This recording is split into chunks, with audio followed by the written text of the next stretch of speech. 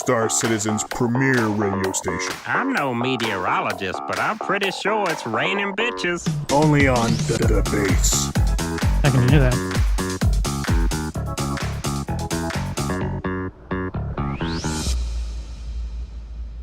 And you are live. So in case you're says I'm not the one hosting this party, well, at least not production-wise. My net is like 3 megabits down, and I just don't think that's a good idea. So, but anyway, I'm still here. So, but as you can see, we have once again are joined by the glorious Nubifier, right? I try. He tries. I try very hard. He tries. Not to be copied by CIG. Uh-huh. We'll save that for the salty bit. What do you? Oh, that last Friday was hilarious. It was good. I liked it. The RTV was good anyway. Maybe the bit about you guys and your fucking content creation stealing all the thunder from Star Citizen's personal YouTube channel is crazy. It's a good thing. It's not a bad thing. That's the thing. Is like remember that there's no such thing as bad press. The only difference. So if it was reversed and I put out a video and Star Citizen took it and put it up on their thing and it got 300,000 views, I'd be super frustrated, right? Because I would like it to be monetized and people to come to my channel, not on their channel. However, that's still 300,000 people that had seen my video, right? That's still more pull. And I know it's not like that. I'm not the big YouTuber. CIG has 300,000 subscribers, and they're the ones to get the views. But ultimately, things need to evolve. Some people don't want to sit in their car and watch a thing for an hour on the way home, like listen to it like a podcast. Podcast is good, audiobook you throw on your whatever. But some people literally dip out of work at 3 o'clock because they know the video is going to go live, and they watch the 1 minute video in the smoking area, and then they go back to work, and they don't have to worry about it. So ultimately, it is positive, and it's not like I'm shitting on the company. So it's just distilling. Now, evolution is good. So everyone's like, well, they've wrecked it for you, Nubifier. They've taken your thing and they're gonna go with it. And then what are you gonna do? Make like a 1 second video? It's not like that. Everyone gets to play on YouTube. It's really good. So I didn't mean to just capitalize and kind of launch right into content, but that was good. That was it's a good change, and everyone should be happy. Tell me what actually happened then. Okay, if you want, I can. So on Reverse the Verse this past Friday, Jared was interviewing Chris Roberts, and it went another 15 minutes long. It's supposed to be 60 minutes. For the first half, it was really about, it's not sound negative, it was about damage control. Not very many questions were getting answered, and it was a little bit frustrating because I'm trying to sit and watch the live stream to crunch it down, and I noticed that I had nothing to talk about. Anyways, near the end, that's when the good questions came out. There were really good questions about the future and stuff like that. And then Jared segued into the future because there were some people that are commenting that ATV this week was 11 minutes long, and it's usually 30 or 40, and that sparked the discussion. And short of saying that he wanted ATV and all of the YouTube stuff to go no bullshit, he did say no fluff. And anyways, the chat just went crazy. It was great. It was hilarious to see it because everyone. I mean, I've been trying for 2.5 years to get subscribers and build up my channel, right? And if I can get to the point where someone says something like that and it's automatically associated with me, then I'm doing good. So thank you for your support, Twitch, and man, it's been a rough, I think, year so far since January. There's been a lot of negative things that have come out that we can talk about or not, like the $27,000 thing that could have been mitigated.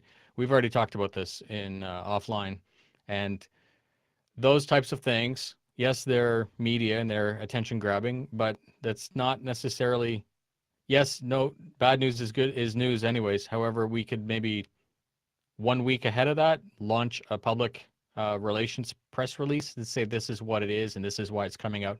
That type of thing might have been helpful. You would have gotten the same amount of press without all the negativity. So it spills over to content. Like my channel has been gaining and losing subscribers at the same rate since January. I think in total I've gone up 1,000, and I'm not complaining. Trust me, it's easy. You can get demoralized and you can shut down, and then you can stop and take a break, which is perfectly fine. And go play another game. I can't because the channel is fully based on Star Citizen, so I continue. And that's I really just stopped looking at the metrics and just started reading the comments, and that's been helpful, right? Because that's just refocusing. So yeah, but I know what's going to happen. The game's going to go live. Squadron 42 is going to go live. It'll be glorious. Everyone will come to check it out, and hopefully I'll be one of the content creators that people choose to watch. So that's the whole plan. But do you have any plans to go from the no bullshit, you know, the 15 minutes videos you're talking about?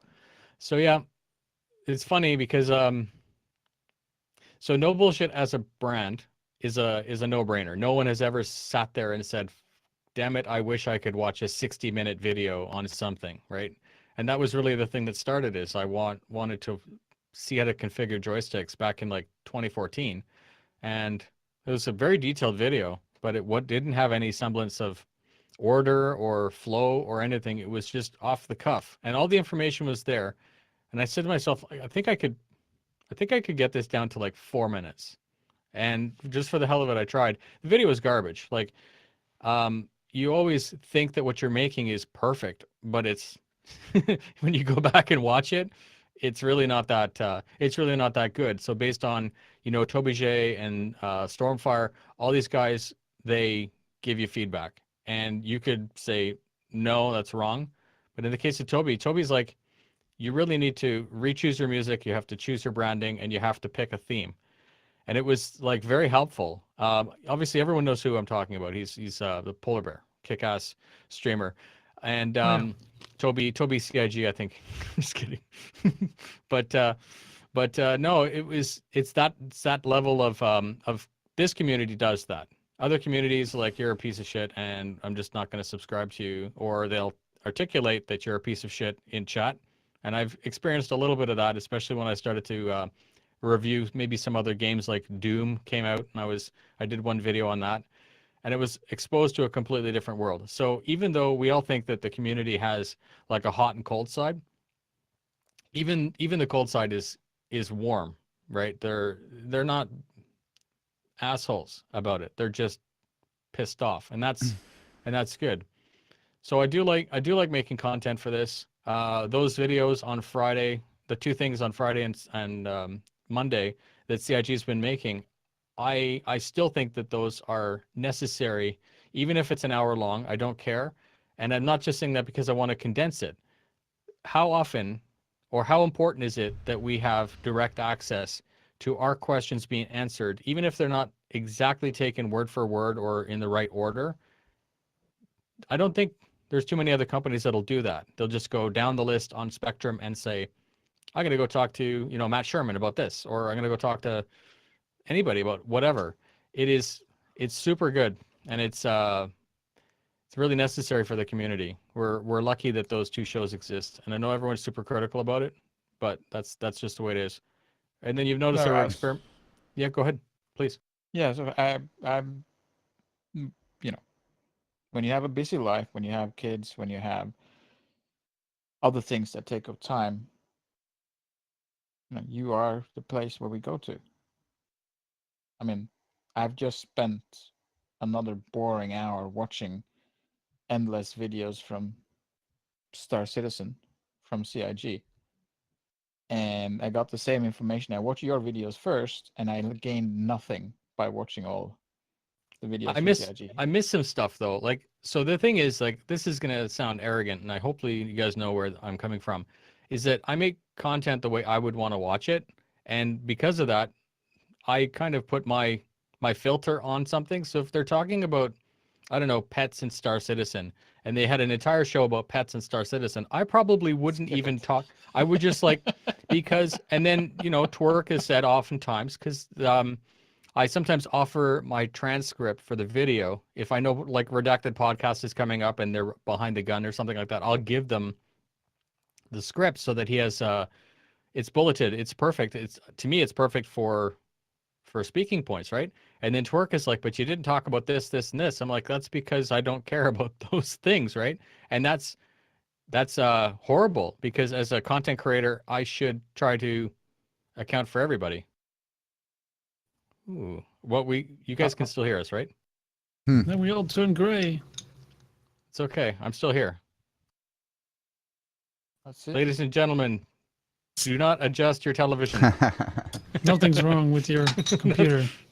We're just hacking your computer.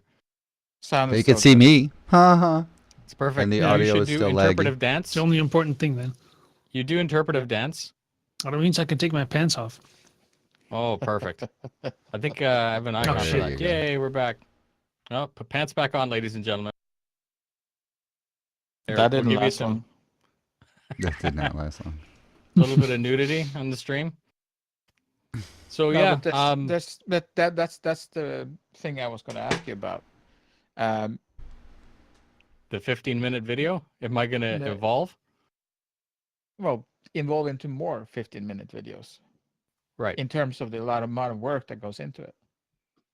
So the thing is, like, if you make really dense content, like the job series videos, those ones they are 15 minutes long, but there's maybe, and again, there's maybe 45 to an hour's worth of topic there, and it's just bam, bam, bam, and I put it together on. Some of you guys have seen how I script. It's all color coded and everything because those are individual thoughts, and then when I read it, I say no, this should be here. I basically do normal triage, and it evolves to being a script that I can actually go down the list.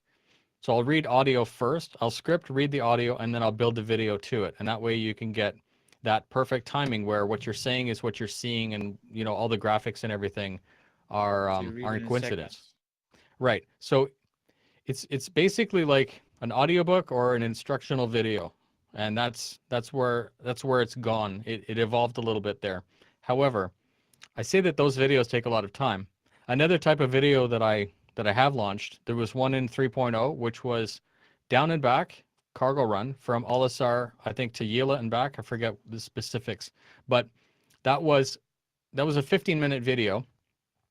And believe me, I practiced because I didn't want to have any cuts and I didn't want to have any screw ups. So I spent some time to make sure that I knew exactly where the F key to open doors and that kind of stuff so that I could repeat. Anyways, I recorded it in 2K and pumped it back in 2K and then just narrated, like, now I'm hitting the B key to do this, this, and this. I was expecting that video to tank because that is not what people want from the channel. And I put it up there as a test.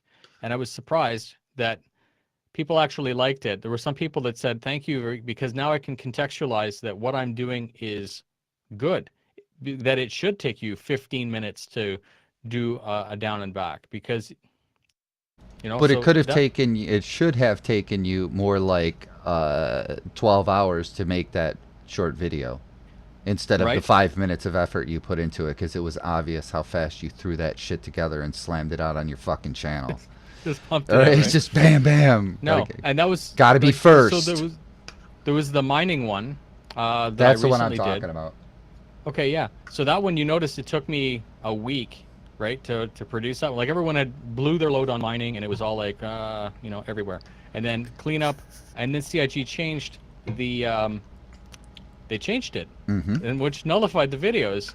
And it's not like I didn't do it on purpose. Believe me, I was working on that John Pritchett video, which was a complete like success as far as I'm concerned, and totally worth. No, that pushing. video was well worth the time watching. Pushing, yeah. Oh, absolutely. Yeah. Oh, thank you.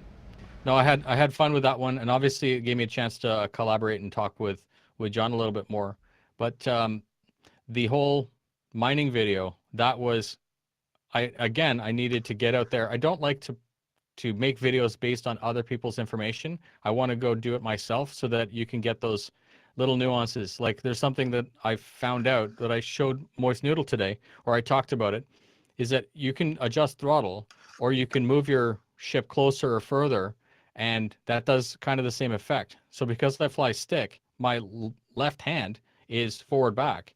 So instead of trying to screw onto the mouse wheel like really fast because you're about to blow up a rock, just pull the ship back, and it's super effective. So I think that I haven't seen it on any other tutorial, and it doesn't matter. No, that's But not that's not throttle. It's strafe, right? right forward No, and back. So I can, but it's very effective. Like, and it's also a lot more reactive than, like I said, the 10% increments or 0.1% increments on a mouse wheel. Because by the time it's gone, it's a runaway. But you can go whoop and just pull back. So if you guys want to try that, pro tip. Yeah, and even if you don't have dual sticks, you could still do 2 and 3 Keyboard. if you're paying attention to what you're doing. Because I Right. find myself not in the right place sometimes, and I'm like fucking crashing right into the rock. Whoopsie. And that's another thing. Like if you were at 100% laser throttle and your rock wasn't going anywhere, drive right into it. Put that laser right up that rock's butt, and it'll go. You heard it here first, Right? Yeah. So the that was there. The John Pritchard thing was kick-ass, and again, I have a mentor. He's an egg-shaped individual from England named Board Gamer. He is a, how do we call this, a prince among kings. I'm just kidding. No, he's always been very generous with his time, and he's always helpful. And once he told me something that I found out is very true. When I had 1,000 subscribers, my goal was to get the video out first, and it had to go out first. I published it as wide as possible because I needed that traction. He said, you now have that mass, the community, where even if you wait that week and you put out the video, you'll still get you'll still get people watching it. And If it's as good. long as, right, that's exactly what he said. It has to be right. It can't be, because you've had the opportunity to see everyone else's videos, and you'll just look like you plagiarized it. You have to add more buku to the video. So that's really what I'm trying to do. Well, you And, know, in my opinion, anyway, you got a couple of winners, right? Like the Deadly Loadout is a winner for sure. There's no question. It's fun, and Yeah, it's yeah. nice because it's repeatable. Like there's always new meta. You know, the short breakdowns of really complicated issues like IFCS, that's a fucking winner, right? Because that shit people don't necessarily understand, and they don't want to read, because reading is hard. They'd rather listen to somebody vocalize it, So maybe you should start doing fucking audiobooks. Audiobooks put people to sleep. Harlequin. Ladies and gentlemen, this is the Nubifier, and grab your pillows. Prepare to sleep. Yeah, prepare to sleep. I'll make you comatose. There's plenty No, of so lore. there's- You're gonna do. For you to do that with. When they come with, what do you call it, weapons attachment for regular weapons as well. Oh, don't even get me started. That meta, that is going to be, so right now we can weapon overclock. That's the thing. You look over, you push a button. One thing I did notice, in case the 104 of you didn't know, is that Track IR lets Not you many. actually look. So when you're looking around, that what is that called? Augmented reality. How you look down, it says flight ready. Yeah, or from whatever. the inner thought thing or whatever. Inner thought system. When you're looking up in a prospector, the inner thought will come up, and if you pull primary trigger 1 while you're looking up, it will do it as if you hit F and mouse key.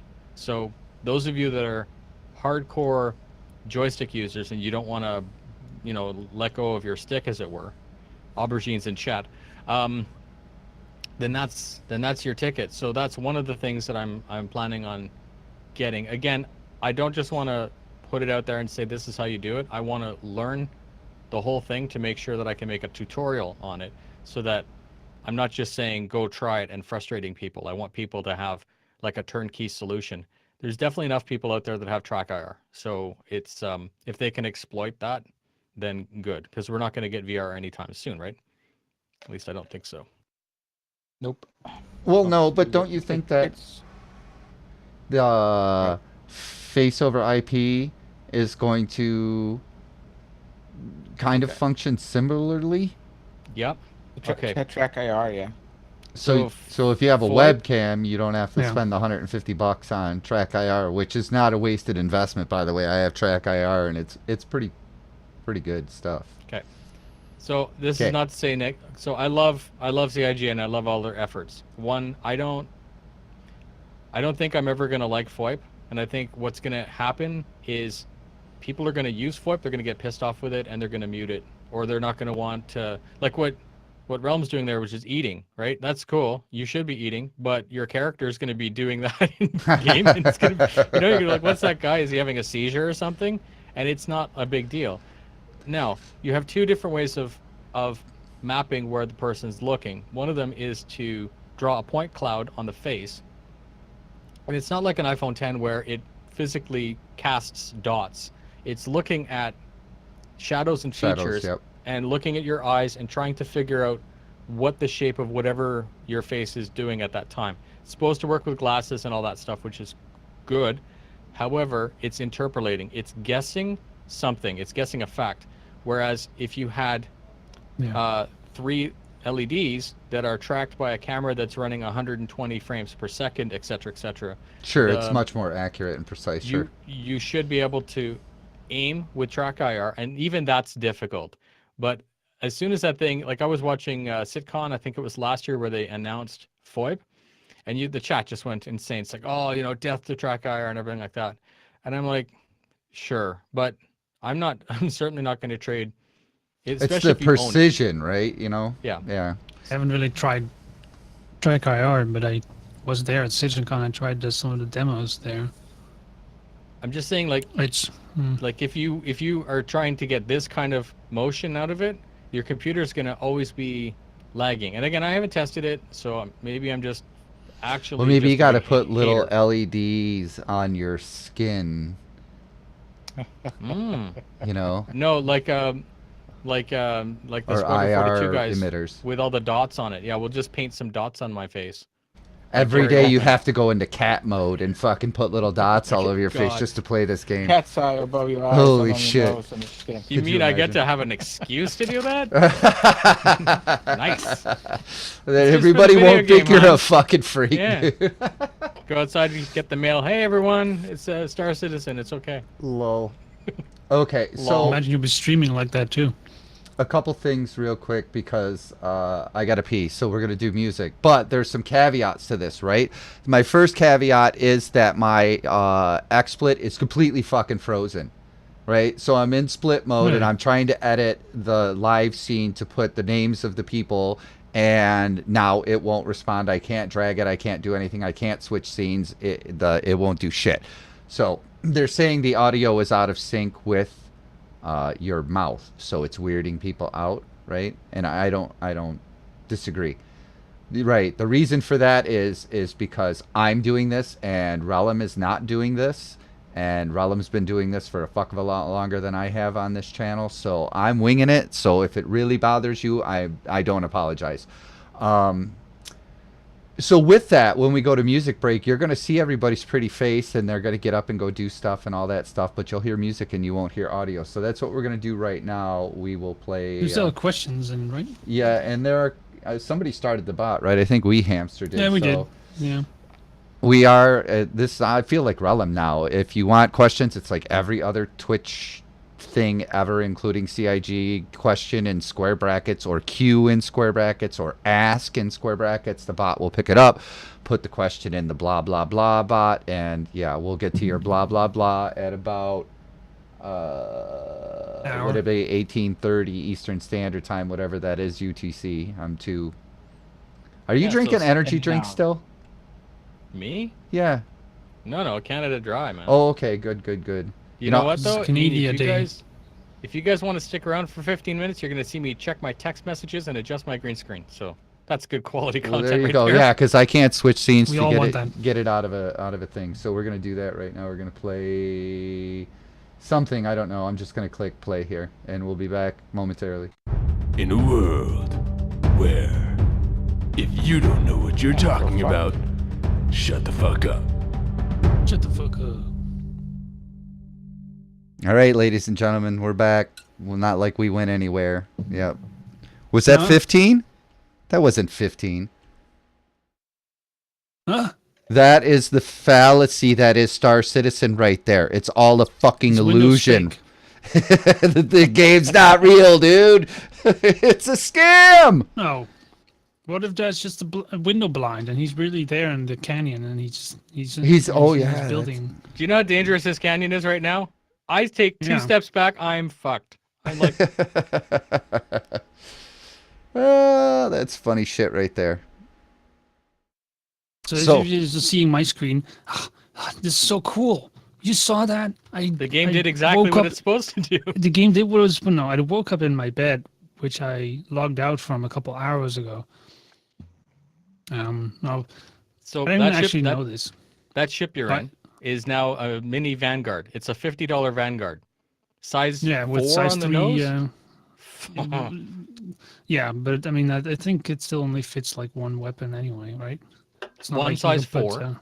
And 2 size 3s on the wings. Yep. Yeah. That's a $50 Powerful. ship. That's insane. It was Or- a $50 ship. Was that a stalker? It's, It's what the do you mean it's a Titans. $50 ship? That's a fucking This- money grab I'm looking at right there, isn't it? The $50 the stalker, sorry, the Titan is $50. Yeah, this is a stalker, but yeah. Okay, so that one you can't put any cargo in. That doesn't make any Mm, sense. It's got the beds in the back, the people pods, sausage yeah. sausage holders. Yeah, Yeah, The Pods. sausage holders. Yeah, but Yes. I mean, I can actually still bring boxes. You just drop them on the floor here, but I mean, at least I still have interior, right? I mean, you can't bring boxes in your cockpit if you had So- something like a Saber. that ship was originally announced as modular and all that other stuff, and then they came back and said that they're trying, but not yet. Like in the future, they'll do it. So now I hope it will because I need these things to go. might be the time to just dump it and get a Titan. True story. Probably, yeah. Yeah, but the I didn't actually know this. I posted this earlier in Discord when I realized it. That the log out system, where in bed logging or whatever you want to call it, actually works cross server and cross instances. Meaning that if you log out, as long as you do it somewhere where there's no people around, like in the middle of empty space or something. That's It'll, the kind of stuff that's going to make people not get frustrated, right? That Yeah. that's Because really even if the instance crashes, then now if you log out, you can just go back as long as you have logged out. yeah. And It's time for quality of life for sure. Everyone's saying, "Oh, it's like next patch we need this and whatever." And so this one we got 64 player parties. Sorry, they're not even called parties anymore. It's called a group. It's Groups, so big. yeah. Yeah. It's like, right. and people have been testing it. Like the few tested it the other night. He had like a full server. just 50 of people, yeah, yeah. Yeah, I saw and that, that's yeah. and that's good. It's not perfect, but this is the kind of stuff that makes me very happy. It's especially called after- progress. Progress, exactly. Following since 2014, 15, 16. The first time we saw Baby Persistent Universe, it was like really good. And then you get in there and you're like, there really isn't anything to do, but you can see where it's going. And then they had like Benny Henge, and you can go hang out at SPK and try to kill Saurus. It's good, but it wasn't there. But we're getting there, especially now with planets and cargo and now mining. Mining is one hell of a grind for $30, but it's still, the potential's there. And for a tier 0, I haven't heard anyone complain that is a good, or that isn't a good tier 0. No, fuck, dude. That's pretty good for a first implementation right there. On that note, thinking about Chris talking on RTV, talking about optimism versus pessimism and stuff. Yeah. If you... Weird way to phrase this, I guess, is to say, if you want to be a successful contributor and backer to Star Citizen, you have to have optimism. You can't be a fucking pessimist. The sky cannot always be falling. The glass can always not be half full. It always has to be half full. It's okay to say something is broken or something isn't good. Right, but if you can't see potential in something, Right. then your life is fucking pretty abysmal, right? It's pretty and then dark. there's triage too, right? There's that whole, to me, there's triage, and it makes sense. You can't you can't build the roof on your house until you have the foundation. And I know that's a stupid analogy, but it's the same with the video game. It's like building a skyscraper. All that shit has to happen in the foundation. The big hole has to be made. You have to go find bedrock. You have to do all the tooling, and then you build up. And when you start to build up, those floors, they go up very quick. So that's the analogy. And we're getting to that point now where, like, the org that I'm in, Enemy Contact, we're starting to plan big time for recruiting, for game mechanics, because we've always had Star Marine and Arena Commander. They were fun, but they are very linear. You couldn't really do any cross. Yeah, there's no cross game training, loop happening right? there. So now, if some guy in Goldwing wants to go do a cargo run or wants to go do some mining, some guy in Red Wing could do an escort. And even if that guy's not making money, it's an alpha anyways. It's not about making UEC. It's about going through the mechanics and learning your teammates and getting good, because this is a skill payoff game, right? So then that's the point. We're starting to collaborate in the org, trying to make community content just for the org, which is, I know that other orgs do it, but it's unique now for us. And it's going really well. Obviously, waiting in between patches always gives you frustration, and I know that we're not the only orgs that have, you know, good and bad days, but 3.2 definitely, 3.3 is going to be an optimization pass, and I can see that that's when people are actually going to, every night at 8 o'clock they'll log in, they'll do some mining, and they'll just get into that routine. It'll become more like a game than a tech demo. Sure. Well, and then, you know, I'm hopeful that by the end of the year we see all of the optimizations that allow a further expansion of the current gameplay area, i.e. Hurston and its 4 moons and whatever that brings. And then everything will break again. Well, everything will break again because that's the nature of the beast. But they're getting better at it. I mean, the PTU for 3.2 was pretty good. It wasn't so bad, you know. And the implementation on live, I was playing yesterday and a little bit earlier today, and it's pretty smooth. Like, we could still talk about, you know, okay, guys, if you're playing on a fucking, you know, 7-year-old laptop, you're not going to have a good experience with this game. You're just not. Yeah. Right? An SSD. Right. So. But you don't have to have a $15,000 PC either. No, you don't, you know. I'm middle of the road. I mean, I have a fucking $1,000 video card, obviously, and 32 gigs of RAM is like essential, and an SSD is essential. Yeah. But that's like, if you want to do computing, like real computing, not just play Steam games, these are, you know, quality of life upgrades that you need to do to your PC. You know, 32 gigs of RAM is a big deal. You don't think it is, but when you get it, it's a big deal. You get a solid state hard drive. Not even an M.2, but just a regular SATA 6 gig hard drive, and your life completely changes. You know, so I still talk to people that are running spinning disk. It's crazy. And they can't play the game. It takes 7 days to load. Well, it really does, because that disk is smoking. And did you catch that on RTV? Chris almost said 64 gigs. Yeah. He's like, I'm not going to say it, but he insinuated that's where we're going. So like 8700K, overclocked a bit, like you say, 32 gigs fast, 3600, not necessarily an Optane drive, because that's a very edge case. Something like a P600, a normal, or an Evo, like something that's relatively affordable. Like, okay, M.2 as necessary.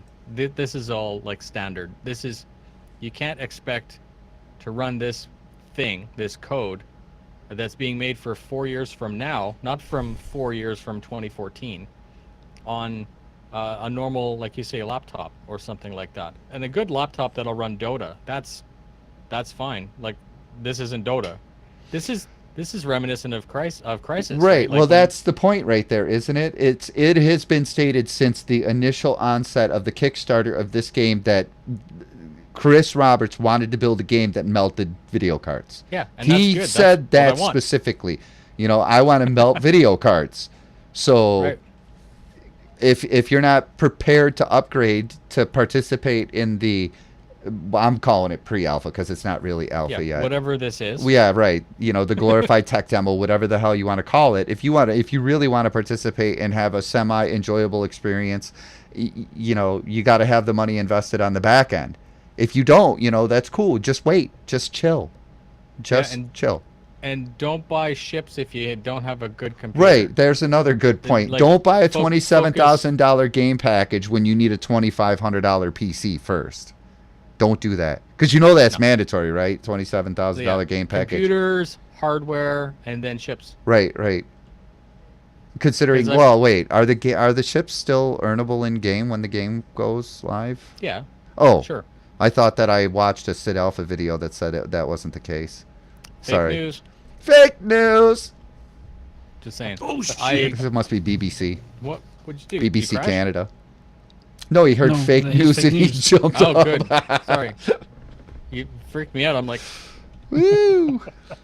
But no, so the good news is that Star Citizen evolves. They're changing their pledge tactics, and I'm okay with it. And I know that there's always people out there that are super pissed off and they're super vocal. And Chris said something, and I was talking with Xylo about it too. And I think it's a good approach that accept the fact that when you invite, like when CIG invites the concierge backers to participate in a dinner, I think the tickets are $300. People are going to fly themselves down there. Those people, the ones that are heavily invested, they come to the dinner and they have conversations, and ultimately the majority of them are happy. They're just happy. Little things.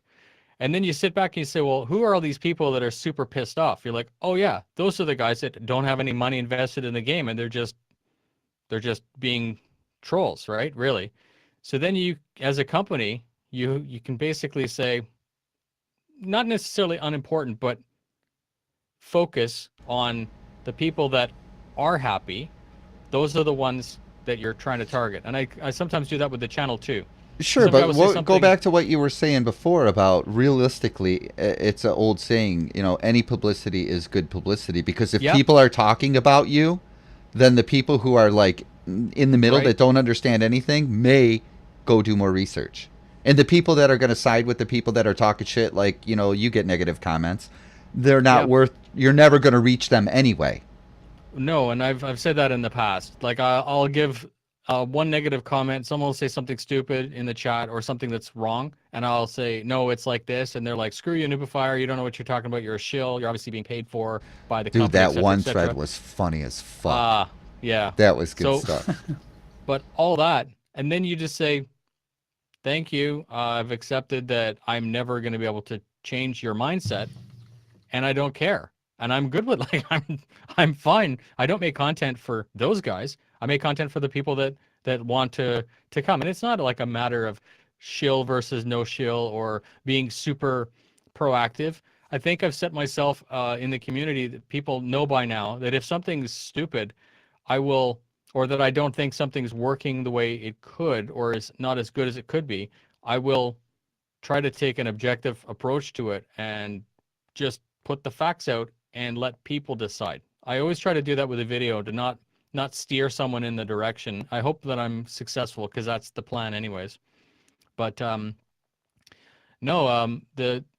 can almost see a full circle with this whole war bond LTI thing, people getting poopy about that, the $27,000 thing, all the confusion associated with that. And now, I forget what it's called. It's the Entrepreneur Pack, the one that just came out. It's $600. It's crazy. Don't get me wrong. I'm not saying that this is acceptable for a video game, but it is a crowd-funded video game, and people are free to choose what they do with their money. So all that aside, that's what I want to see more of, because they've effectively made LTI something that you need to have, because they're recently it seems that way, right? Yeah, so for the last 5 years, don't worry about it, you don't need it. And I still think that it's going to be a minimal money sink. However, if now you can choose for the same price, then you'd be crazy not to. So let's accept the fact that LTI is important, or will be, and then you take this Entrepreneur Pack. You get Squadron 42, the game pack, 20,000 UEC, and a scattering of entry-level industry ships and a buggy. $600 is crazy. Those people that have already invested, you know, an Aurora, a Hornet, a this, a this, a this. This gives you the opportunity to melt it all down and buy one pack, and then you get LTI, your game pack, everything consolidated into one thing. To me, that's really good. Excuse me. And you save $85 by doing it. So basically, they're giving you the game, Squadron 42, and 20,000 UEC for $0. The other two are not so. Can I ask a question? Can I Yeah. ask a question there? You have a thing for giving everybody LTI, right? Yeah. This is kind of a middle way between Right. before and now. You agree? I'm happy. They This is the already thing. essentially gave everybody LTI by allowing you to buy LTI tokens and cross chassis, upgrading them to whatever you want. So you could have melted your original shit and got a P72 or whatever, you know, low end 100i. LTI token came out, right? And then A 100i with CC you the back game to pack. your original shit. Not everybody gonna have money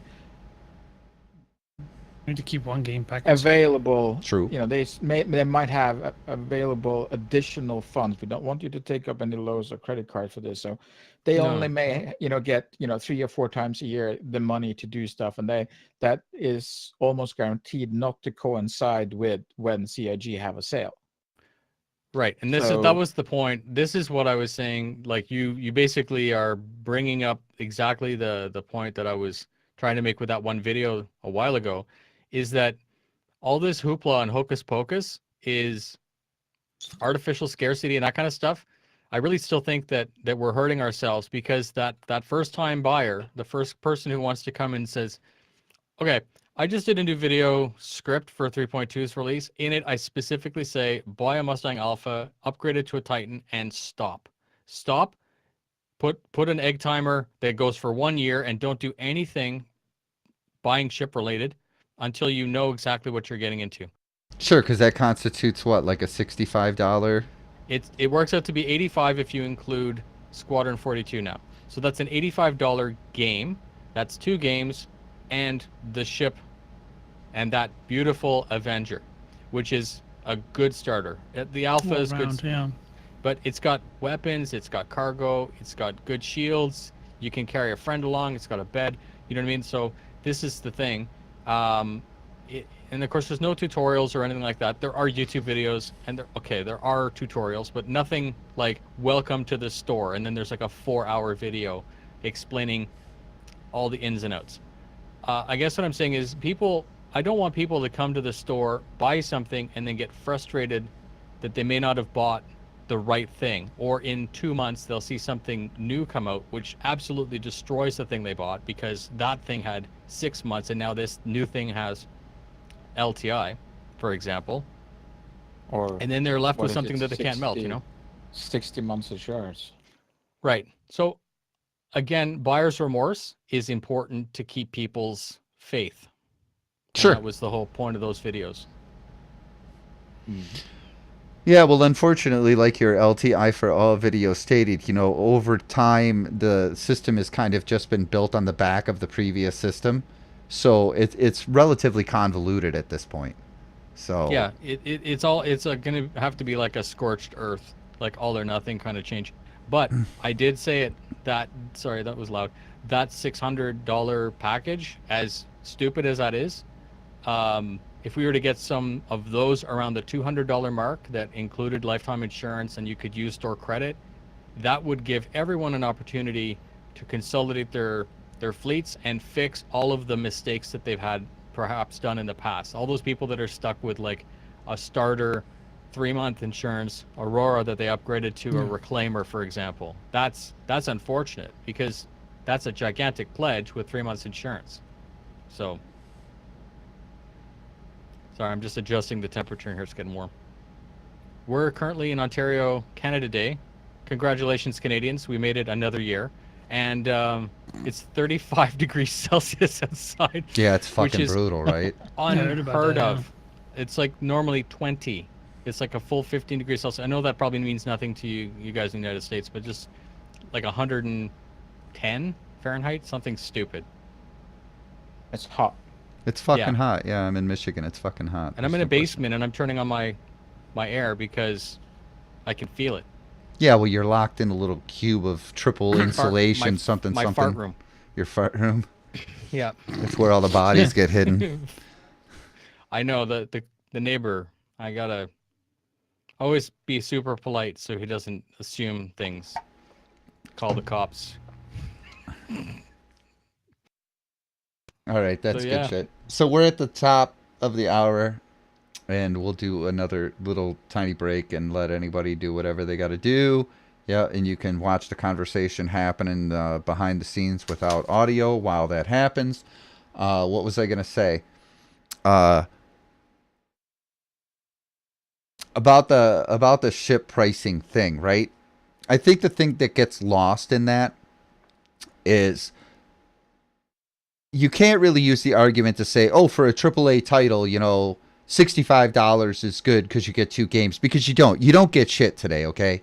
It just is what it is. The game's still in development. But $65 investment, I guarantee that 95% of the gamers that would consider following Star Citizen have hundreds and hundreds and hundreds and hundreds of dollars in Steam games that they never fucking touch. So $65 doesn't sound like a really bad investment for the potential entertainment value, even though there is limited entertainment value at this point in time. Hey, Rodimus. And I think that gets lost when people start talking about, oh, this chip is $325 and this game package is $600, and why is there a $27,000 DLC? Which I love that fucking argument, that idiot. God. So what DLC insinuates is that you can't play the game without it. Yeah, it's obviously, again, fake news. It's stuff blown out of proportion for sensationalism, and they get views though. They like, get like shit ton of views. Yeah, and that's fine. But if it's the same thing, Sensationalism. I don't want to build my channel off of shit, because ultimately, yes, maybe you get 4 million views, but you still have 1,000 subscribers, right? And then It helps them, man. you have, like, you're on that high, and you have to come up with some other, Trump and someone, or you just have to go into places where it's not good content. You're selling your soul for cheap No, things. it's personal gain for them, but they Oh, don't absolutely. care about what it means for the whole community. You're not going to end up or being something like a that. Linus Tech Tips or Unbox Therapy, where you've got an entire backing of solid loyal, backing. sure, Right. loyal Yeah. viewers. Like, that's absolutely. a business. That's an enterprise, and that's ultimately course. the goal, right? That's what you want. Yeah, but it's unfortunate for me personally in what I do, because I'm not necessarily a content creator. I'm more of a commentator of bullshit. I am hashtag bullshit as opposed to your hashtag no bullshit. So I have to go out and seek out these videos, right? And watch them and see what people are saying, Yeah, because you comment on them. in the third block of this show, if you are new to this show, in the third block is the hashtag salt block, which we get salty about shit. And generally, Tio and I bitch about the bitchers. That's what we do. We just bitch about people bitching about stupid shit and point out the flaws in their arguments and how fucking ignorant it actually is. But at this point, I think we'll play the thing, and we'll let Nubifier. He's running the show today since he was so gracious to give us his time. Well, that's an interesting way to put Q in square brackets. But anyways, yeah. I didn't come here to run the show, you know that, right? Yeah, but I know we've had conversations, and you like to talk, right? I am very passionate Fuck yeah. about things that are important So to me. I'm not critiquing you. You like to How do you talk. call So it? when Is you're that on a roll, narcissist? I tend to let you. Yeah. Narcissist. You're like Trump. No, just kidding. Yeah. So we'll play fucking It's like, song. ladies and gentlemen, I want to steer the conversation back towards me, please. Right. My name is Let's the go. Nubifier. Yeah. Please subscribe, like, and hit the little notification bell. Don't worry about him or him. Look here. Well, that's the best thing about coming on and if you're a content creator, the invitation is always open for anybody. You can join the Base Discord. There's links somewhere in the chat. This particular show is not focused on myself or Rellim or TO. It's all about the community and content creators and shit. We don't have subscriptions. We do have a Patreon because Rellim Rico needed to pay the audio license that we got out of Canada, which Twitch seemed to tell us to go fuck ourselves, even though we worked that shit out at one point. But yeah, so we don't do it for the money, and I certainly don't do it for the fucking fame. I just do it because you guys, generally speaking, the content creators are really cool to talk to. So, and you're one of you're one of the better ones. Oh man, I appreciate that. Thank you. So, anyways, now that I'm done sucking his dick, I'm gonna play a song. So we'll be back in a minute. Hi, this is Sandy Gardner. Sick and tired of boring radio stations?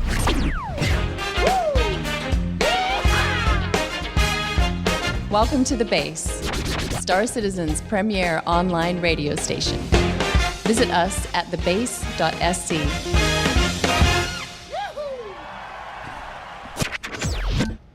It's a damn shame she made that jingle when we were actually a radio station, and now we are. What are we now? We're in limbo, like. Yeah, that's the word. Limbo. What are you talking about? We're still in Shoutcast. Start Oh well, playing that's true. Polka. Yeah, no one will claim copyright on polka music.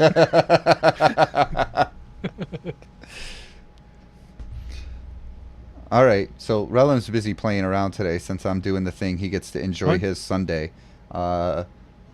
Ladies and gentlemen, welcome to the Salt Block. Hashtag salt.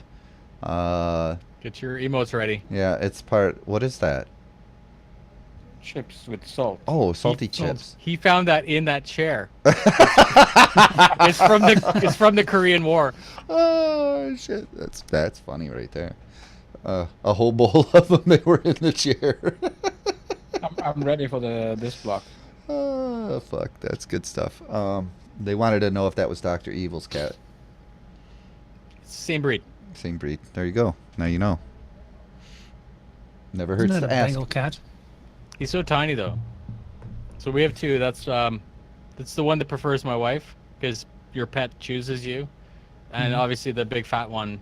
We have another naked cat, Monty. He's like 21 pounds. He's like beefy. When he walks on you in the morning, you know, and you're like, "Get off of me!" So you basically just feed him to shut him up, right? But yeah, that was the teeny one, Xerxes. They're like Egyptian something. Yeah, so one's a Sphinx, which is weird. It's a Canadian. It's something that was bred in Canada, and they no just called hair the in breed Canada. Sphinx. That's just animal cruelty. I know. Needless to say, he doesn't go outside a lot. And then Xerxes is a Donrosky, so he's a Russian hairless, and he's actually more hairless than Monty. Monty has a little bit of peach fuzz on his ears and his feet. He's not really. I was gonna ask my wife if I could nair the cat, and she said no. Oh Jesus! But she's apparently that's bad for their skin or whatever. You gotta. It's lube up bad the for cat your with, skin. yeah, coconut oil to make them happy. Whatever. You right? gotta lube the cat. You gotta bathe them too. If I could share screen, I'd show you. We got like cat bath and all kinds of stupid shit going on in this house. Oh my god. But, well, you it's don't the have any stuff that- children, so it is what Right. it is. So if you want to wash cats all the time, go get some fancy Sphinx cats. Your neighbors won't ever come over to your house because they think you got gargoyles. Well, you know that it's true, the crazy cat people thing. That it's a real deal, which explains a lot about you. So, anyways, yeah, salt. Misery loves company. On to the salt, right? Right. Sorry. Well, yeah, that's why I'm here. So yeah, what is the deal this week? What is the salt this week? I mean, 3.2 is live. If you haven't played 3.2 live, I suggest you fucking get in there because you'll be surprised if you haven't played for a while. 3.1.4, 3.0 was trash. Okay. What is the salt? Can we agree that 3.0 was trash? No, 2.0 okay. was trash. No. What I'll say is 3.0, 3.1 was what 3.0 was supposed to be. Okay. And 3.1 was a letdown. Right? Is that because everyone's always talking about optimization, more frames. And no.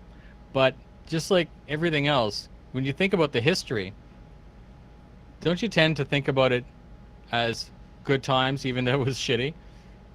So I look at 3.0 and I don't care that it was frustrating, let's say, because it was still groundbreaking. It's still where we are. Well, sure, but what I think it did was 2.6 was okay. It was okay. And 3.0 actually drove a lot of people away, I think. Yeah. Because Oh, yeah, it's it wasn't- because of its wasn't instability factor. Yeah. Yeah. And actually, if you really think about it, way back in the day, like 0.08 or 0.8 was a good build. When it was just Arena Commander 0.8. Arena Commander is solid.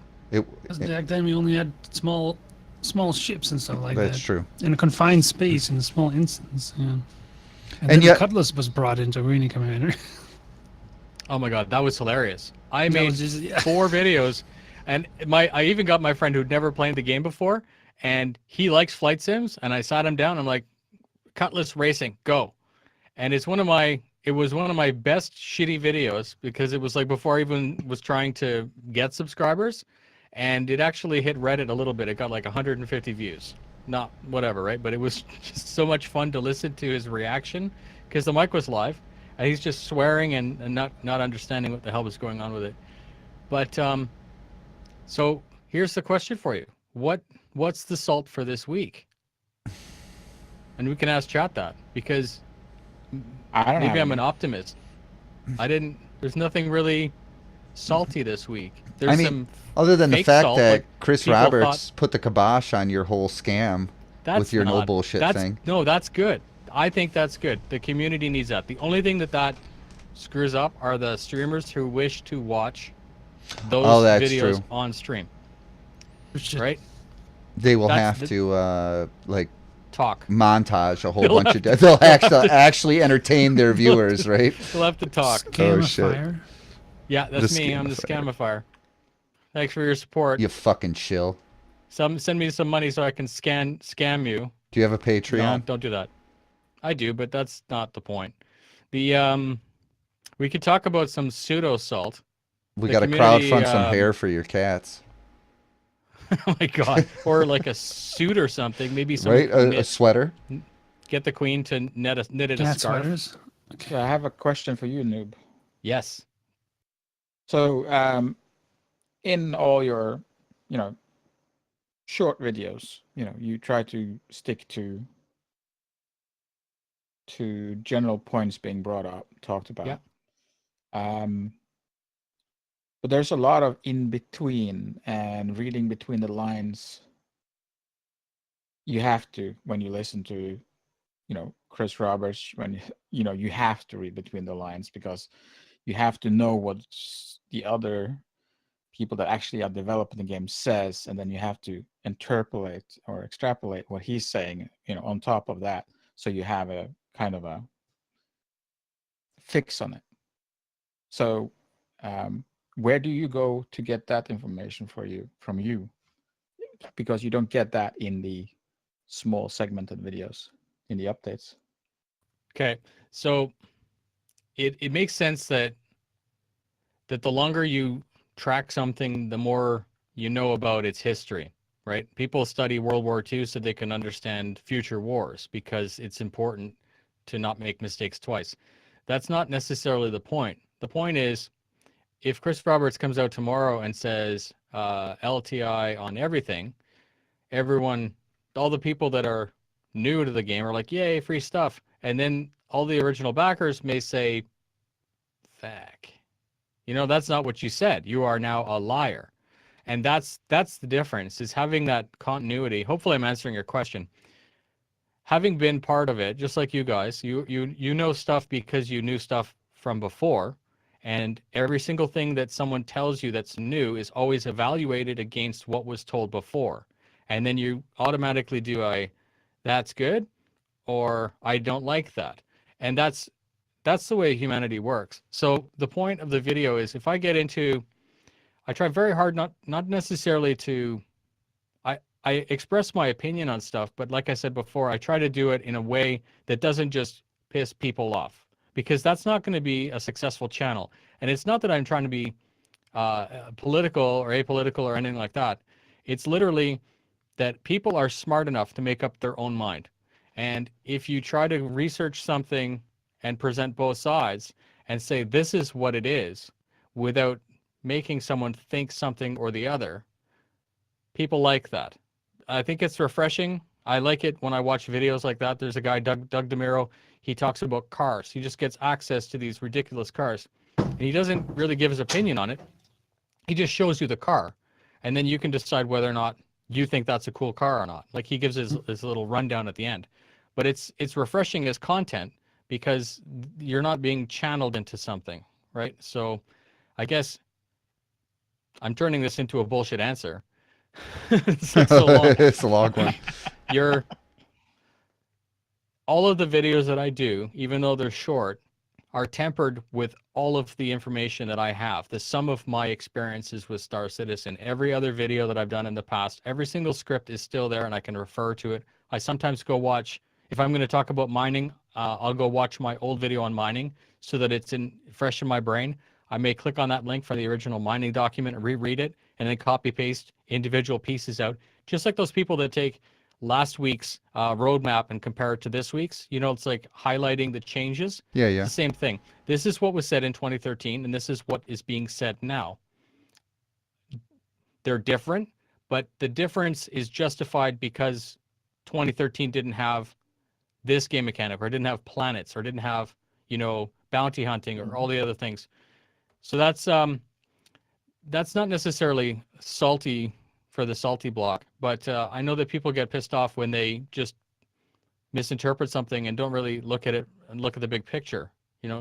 Is agent smithing being here or not really that important based on the way it was presented in 2013? Well, it's not always the way that it's presented, though, Noob. It's the way that it's interpreted by the listener, Because I remember agent smithing being a thing where they specifically said, you would be able to just assume control of an NPC character. Bought the game because of it, and that's where the salt comes from. So now they went and they did a video that said the one of the guys from Austin, I think, said no agent smithing, and then but that question was asked wrong. That's what Disco issued a retraction on the statement that was made in Calling All Devs and said agent smithing and the fact that you won't be able to teleport your character to that thing. Yeah. But the idea is still there that you will be able to assume control of an NPC. Now, this is shit that's way down the road because the fucking tech isn't even close to saying, okay, right, we're going to allow you. But I don't necessarily see that. That is... If they hadn't come up with that redaction from and they came out fast, like that was 15 minutes and that was out there because it's regardless of how many players there's going to be in the universe, how big your organization is going to be, the way they've built it, the way you test it right now, you are dependent on, you want to go and do your own shit. And you might have one or two friends with you doing that shit. And you have your NPC crew, and then shit happens. And as good as the NPCs get, your drunk buddy is probably going to be better. Yeah, it's possible. They even said that. No, he literally said that on Friday's RTV. He quantified that once again. He said that the very best NPC crew member will be as good as an average player, which is good because we want that multi-person thing. But the other mechanic was, so the big argument against that was that people were pissed off because I don't have 4 hours to fly to a place to achieve a mission, to start a mission with my friend. That's when the idea, that agent smithing video that I pushed out, I don't think it's not my idea. I certainly don't claim it because everyone in this community is super smart. But somebody suggested it somewhere that as part of the VIP transportation mechanic that you might say, I want to link up with an org member. We're going to go do a mission, and that is going to be at 8 o'clock on Saturday night at that place. And then you go to the ticket counter, and you book yourself a flight, and you hit commit, and you log out. When you wake up... You're on the easy hab on the other side of the universe, right? And it takes a little bit of planning. I know that seems stupid. It's not the teleporting mechanic that you're used to in most MMOs, but in a persistent universe where time dilation is preserved, there's no easy way to just say, now you're magically here. So then the person said, what happens if I log in while I'm being transported? I'm like, well, that's easy. You wake up in your chair On a Starliner or on the whatever. Genesis Starliner, and you can't do anything with that character. Like, you walk around. You could go get a drink and shit. Drink and, maybe go, oh, no, that's perfect. You know that module, the Star Marine or Arena Commander module? Yeah, you go that's in your sit in a hangar? little simulator thingy. Go sit in that and play Arena Commander for 4 hours. Yeah, but that Or plan your day accordingly. That's not. This is the whole point of the original character. intent of agent smithing, is that you come close to your mission, and then, or I get close, and then you log on, and you only have an hour. You take over the NPC. You don't gain anything. You don't get any other weapons. But people don't want that. Take over. No, People, because it's I all think about people are okay with character that. building and shit like that, though, It's Yeah, all but about playing with your friends. The game needs it. It doesn't, this game and the scope of the game makes it so that you need it. It doesn't matter, if you want to be able to transport your character across time, that's going to be also immersion breaking, and a lot of people don't want that either. So I have another comments. A lot of the comments on agent smithing, as presented by Jared, was your character being transported somewhere else. Right, and that's not wasn't going to the happen. No. That's not going to happen. But that was, thank God that's not going to happen. That was the response. That would just ruin the game. Overwhelming response. Yeah. Yeah. So the other option was money. This, what I'm going to propose, costs money, and that's stupid. Don't do this. Those people that have multiple accounts. A lot of people have multiple game packages in one account, and everyone's concerned that if I log out of one account, can I log back into my other tune somewhere else that's sleeping in Rellim's Prospector somewhere or something like that. You know what I mean? Like, if a person parks on a Javelin, let's say Noob 2, an account that I have, it has an Aurora, nothing fancy about it, but I've parked that character on one of my org's cap ships, and I'm playing with a Saber over in some squadron, some battle somewhere, and then all of a sudden that cap ship gets attacked. If I log out of Noobifier account and I log into Noob 2, do I magically appear on the cap ship, and then I'm able to bolster that crew's effectiveness? That's kind of like agent smithing, but that's using CIG's own game mechanic, which is the bed to log out in. So then the question is, how long can I leave a character parked in bed? And I would put it to you that it should be indefinite, because as long as the entity exists. Right. If the ship gets blown up, then your guy's dead. Yeah. Right. So this opens up. That's why that video is called "How to Defeat Agent Smith," because if all of your bots are in, or if all of your tunes are in one account, then CIG could say cooldown. No, you can't. You can bring this character back, but you got a 30 or 40 minute cooldown for this guy. But if I was logging out of the launcher and then logging back into a completely new account, one could argue they could track your IP as being the same, but they don't know if that's my brother or my wife or my father in our house playing another instance of the same game. You could technically multi-bot that way. Not that I think that we'll be able to multi-bot Star Citizen effectively, but you could technically keep that character on another computer as a second life over here. And then if nothing's going on here and you're like Daymar in some bar somewhere, but this guy's getting attacked, you can drop that mouse, pick up this mouse, and play that account. So effectively achieving the same thing as if you were logging out and logging in somewhere else. And I say again, it costs you money. Like it's going to cost you $45 to do that. But that's the whole, and not only $45, you need the money for the hardware for the second computer. Sure. Yep. Isn't there something in the terms that, I'm not sure, but at least for some games or most games or services, it is not actually even in the terms. I think mostly it's in the terms that it's not allowed to have two accounts for one person, because an account belongs to you as a person, and you cannot have two usually. I don't know. That's what I'm saying. Like, I don't know if it's in the terms, but it's usually the case for other games. It says you have to use your real name and all that stuff. You can't use fake names and all that stuff. But so I have 10 accounts. They're Noobifier 13, 30, 31, 32, 33, 34. It's blatantly obvious. And if CIG wants to refund the $45 that I have in each of those, That's fine. Technically, they don't have to. Technically, they could, if it's against the Mhm. terms of service, like you say, it's Yeah, a they risk could that I ban the that I account, run, yeah, right? yeah. So, but why would they do that? Why would they invite that amount of drama to Well, I would push hope. something that? My hope would be that they don't implement game mechanics that encourage people to have to do these kind of things. Right. Obviously, the simplest solution is to allow people to assume control of AI characters on multi-crew ships, no matter where they are in the Yep. universe. You just join a party and you say, "Oh, just give me an AI. It doesn't. I don't give a fuck what it is. Whatever. It doesn't Right. matter."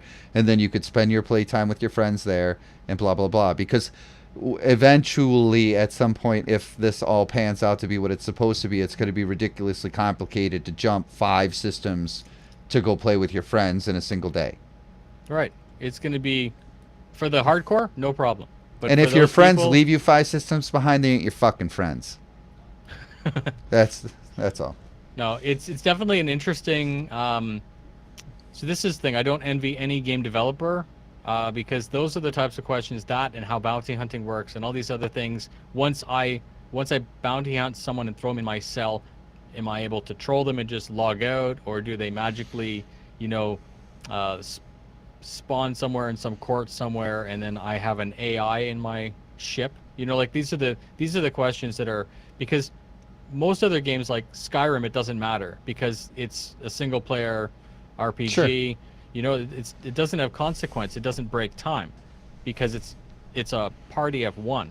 But in this game that's trying to preserve time dilation, like I said, balance, and also where you could have 2 people fighting on the other side of the universe, if all they needed to do was log out and then log back in on that guy's ship and immediately brigade,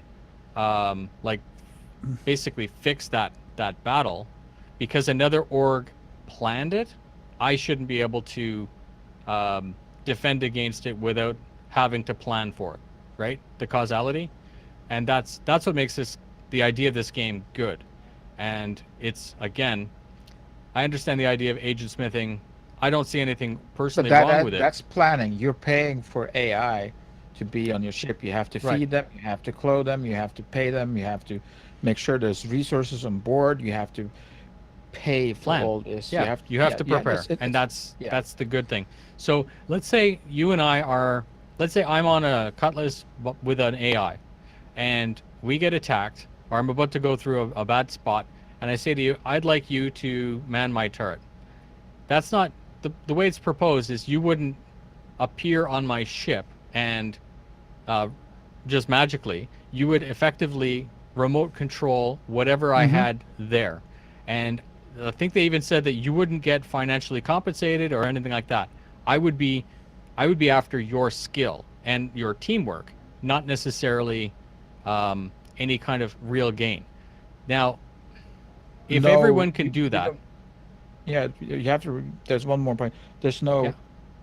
Since this agent spinning, you don't get the reputation either, which is right? You're just Right, there's no filling in. gain for the fill-in player. Right. But you are doing teamwork and you are enjoying the game, and that player that subbed in for your AI may not have seen the area that you're in or the enemy that you're shooting at. You know what I mean? Like, they don't get financially compensated for their time, but I'm not here to make plex or whatever in game. I'm here to play with my friends and enjoy the game, like see what has been built. Sure, well, there's going to be for me. people on both sides of the fence for that. But here's an interesting point. Okay. Maze U here said they're not kind of the same thing, but they're not exactly the same thing, but I understand what he's saying. If they don't want us playing multiple accounts, why would they sell us multiple game packages? And they're technically not the same thing, but I understand where he's going with that. If they don't want you like bouncing around Multiple tunes. to multiple tunes, then why would they allow you to have multiple game packages when in theory they have stated in the past that a game package comes with a character A slot. Yep. Whatever that means in Star Citizen, we don't know yet, but Right. So that would be the official way of doing it, and the way I'm proposing to do it is the unofficial way of doing it. But it's the same thing. If I had 3 different accounts for Battlefield 1, who cares? Right? It's not like I'm playing them all at the same time on one server. Why They why don't would care. that matter? No, they shouldn't Right, care. and as long as you pay for it, it's like I'm not stealing game assets or anything like that. I'm even not misrepresenting myself because the name and everything is accurate. It's just under a different email. So, again, that's why I'm saying it's a little bit of a touchy subject, especially now. I don't think there's no policy that's really clearly enforced about it, because now we don't even really have a game that can capitalize on that. And you could speculate till the end of the millennia about what's going to happen, because I guarantee CIG doesn't know what's going to happen, because they're still building the systems that are going to allow these things to happen, and these are hurdles that they are going to overcome when they're necessary. They'll give you the general idea of what they think they're going to do, because they always lay that caveat down. Our current thinking is X, Y, and Z. It doesn't mean it's going to be that way. It's just what they're thinking. And that ties into what Chris Roberts was saying, was if you have a problem or an idea and you take it to Spectrum, present it in a positive manner with constructive criticism, and don't get on there, because you're going to just, your shit's going to get deleted when you go, oh, these fucking guys don't know what they're talking about. It's all a scam. It's a money grab, blah, blah, blah, blah, blah. Any kind of crazy bullshit like that is just going to get deleted. They don't fucking care. It's not you're right. helpful. It's toxic, so don't do it. If you have a point to make a point and make it intelligent. Don't take your emotions like most people do on fucking Twitter and go and spew the depths of the blackness of your heart into Spectrum for everyone else to fucking spit on you because you're being an idiot. Just don't fucking do it.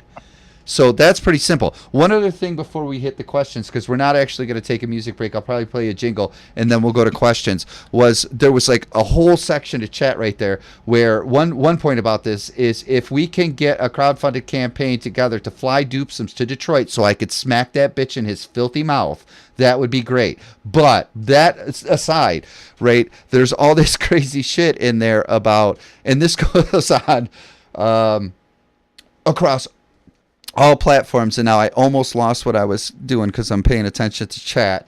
I lost it. Just like that. See how that goes when you get too old? Thanks a lot, chat, Squadron for being so 42. engaging. No, this is the point.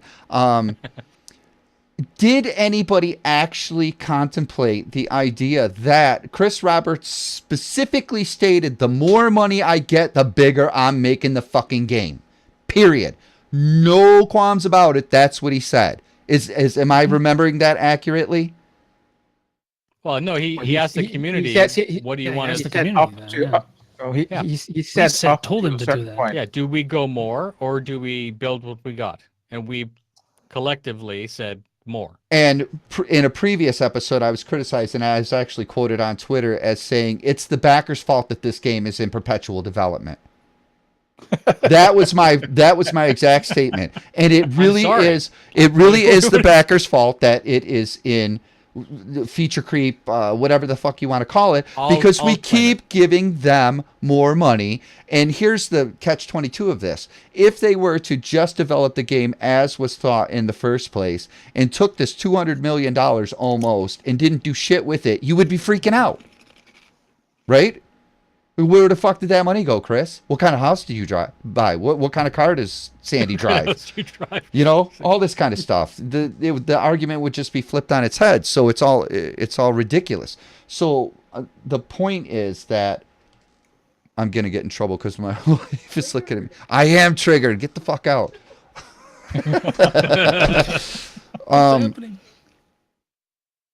Motorhome. You want to have this really awesome game, right? The idea of it not being held back by publishers saying, oh, put out a shitty feature on a timeline and let it be broken and all of this stuff. Everybody kind of wanted that. But now that it's happening, there's a whole section of people that are like, this is bullshit. It's taking too long. And, you know, I get it, but I don't get it all at the same time. My rant is over. That was my salt, fuckers. But that was a pretty weak salt for this week, but whatever. Maybe that's good. Yeah. I don't know if anybody agrees with me or disagrees with me, but that's the way I see it. You know, they said what they were going to do. We gave them all kinds of money. Not everybody, but, you know, a good portion of the community gave them all kinds of money, and they said, what do you want us to do? You want us to just finish the game, or do you want us to make it as big as we can? And we all said no. Well, not all of us, but the majority of people were like, make it big, because we're tired of the same fucking game mechanics with the new skin in every goddamn game that's been released in the last 15 years. Look at what Rellim is playing now. It's bigger than any other game. It's just missing a lot of the things that make gameplay loops and keep it interesting. Yeah. But And with the moons you can go to, it is big. I mean, immensely big, and it isn't even started to, fulfill its promise on size. But it is true what you said. Dupe says, earlier. and It empty. doesn't really It's big and empty. And I agree. It is. now. It is big and empty, but you haven't, Space is big. I haven't been on that space station in a very long time. The first time I was there, Kovalex. it freaked me out. It was kind of spooky, right? Yeah. There's actually a horror multiple movie. missions that point to it right now, because Mhm. sometimes you have to pick up packages, and sometimes you have to find something. But there's still the Kovalex mission with the. Oh my God, Nick, that's perfect, man. Space is big and empty. Wow.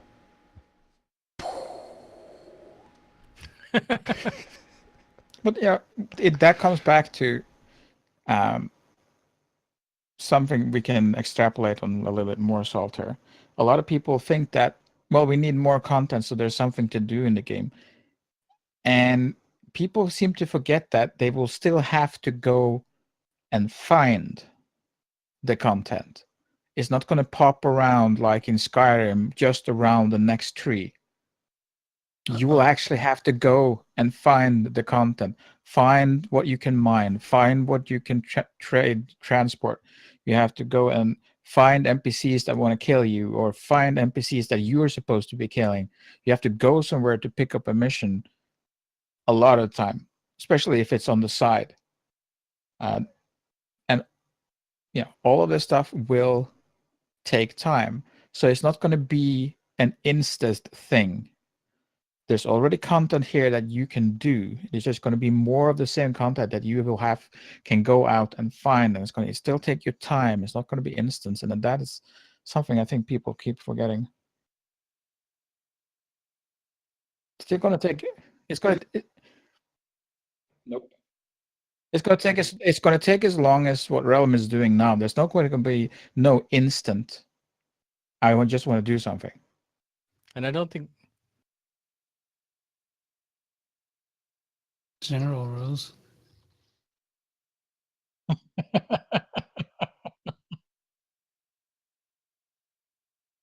Well,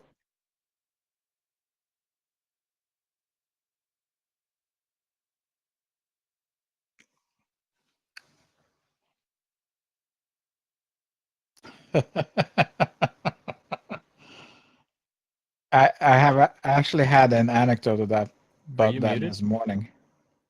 Who, me? Oh, I am muted on the stream. I'm sorry. Yeah. how long has that been like that?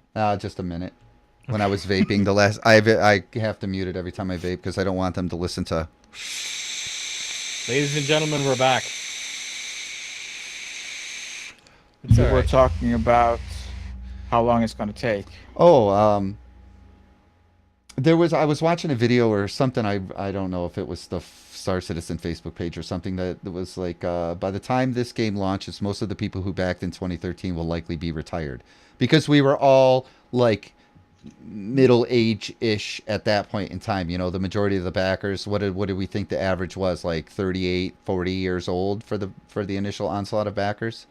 A little bit older, a little more mature, a little bit more disposable income, a little more responsible dupesomes, all these things. So 35 to 42 years, I can see that. So, I don't think it's going to take another fucking 20 years to finish the game, but, it's not going to be done this year. And then Chris alluded to the fact that Squadron 42 is absolutely not releasing this year, but that's a given. Because, what do you want? Do you want the game now in a shit state, or do you want them to fucking fix the things that are broken and make it a great game? Because I really wanted to make it a great game. And if that takes another 5 years, that's fine. That's still not outside of the window of reasonable game development, which people seem to not grasp the concept. Great games take 10, 12 years sometimes. And those are from established companies that didn't have to fucking build themselves up. So, I don't know. Anyways, I'm going to play a jingle and then we're going to answer questions because I've talked too much shit for too long. Well, I will I'm entertain gonna any add question. yeah. Any I'm going to questions? add an anecdote. I was sitting on the John earlier today, reading a Norwegian newspaper from Is the this called that? railway, On the shitter. and on the shitter, the John, and it said we're getting double tracks on our railroad here in our city, and then I turned to the page in 2025. The opening is of the news station is in 2025. That's when we're getting double track. And I think I'm wondering if we're going to have Star Citizen by then fully launched, or am I going to get Railroad double track before that in 2025? It depends on what you consider fully launched, right? That's another issue in itself. Mm-hmm. So, anyways, let's do this real quick and then we'll hit questions. You're listening to The Base. All right, thank you, Jared. That was a quick one. All right, am I going to do the question since Rellim's flying? You can't really understand him with his Dutch accent anyway. What are you What? doing with that box? Trying to poo get it box. inside. Who's the hell's this guy? I don't know. He's like That must be one of he's you trying to guys. help you. No, No, it's not obviously me. not. No. I mean, the viewers. Okay, so questions. If my old eyes can see this, because that monitor seems pretty far away today. From Bonfo509. Given the game might not come out for a few years, how do you think the march of high core count and much improved 7 nanometer GPUs is going to push the pretty further? No. Well, even like crappy. Well, I'm not gonna say crappy. Sorry. Even games that are really old that were based on engines that are irrelevant today, like Warcraft has been bumped and bumped and bumped, and even Eve has been bumped. So, I mean, even if the game is designed for 8K with whatever hardware is now, in a couple of years, I would still expect texture passes and bumps. So I expect the game to survive time, I guess. Especially if people are playing it.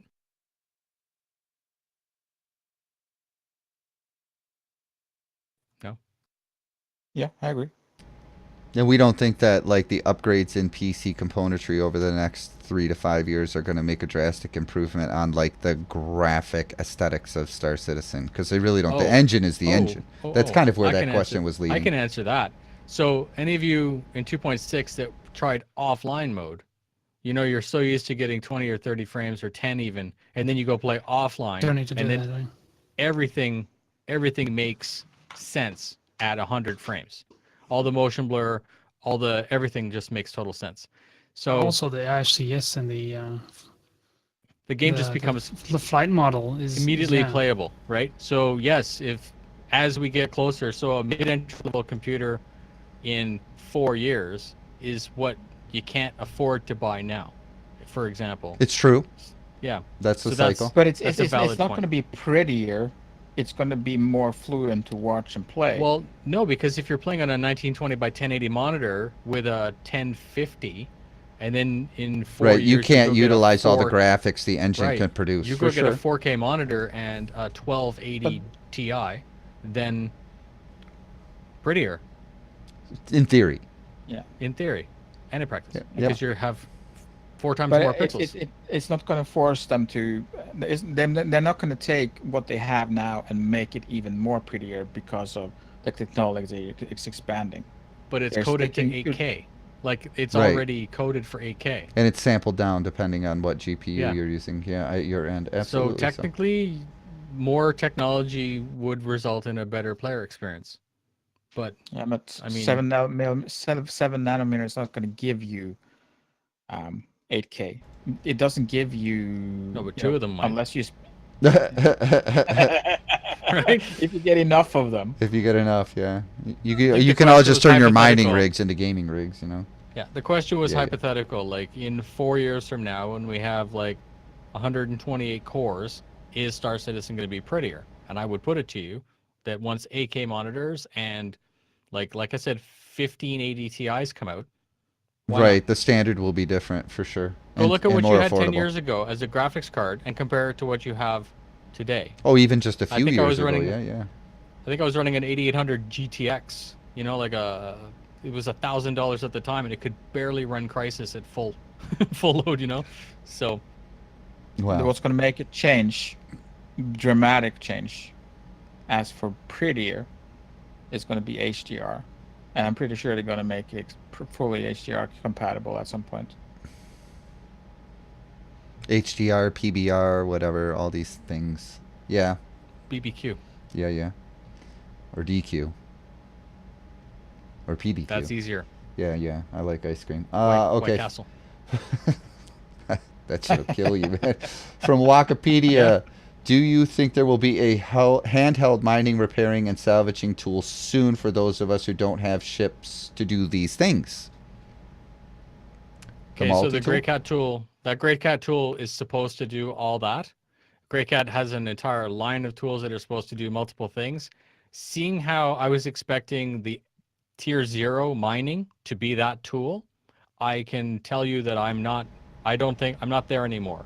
I think tier 2 or 3 is going to be the Orion, and then maybe they'll go back down to being able to do it by hand.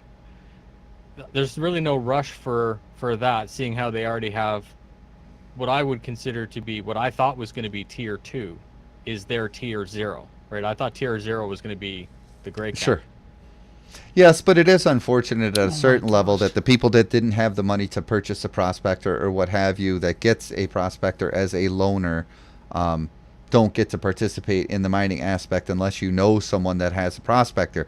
So with that being said, you know, it comes back to what I've said 100 times before.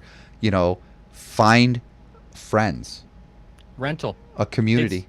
No. All this is going to go away as soon as you can buy ships in game. As soon as you can buy ships in game, which is now supposed to be 3.3, your argument will be irrelevant. Yes. Out the window. And you'll have to move cargo in an Aurora for like a month, but you'll be able to do it. You'll have to grind. And that's the whole purpose of an MMO. You know, you grind and then you get the thing you want and you get to release endorphins because you've achieved something you wanted.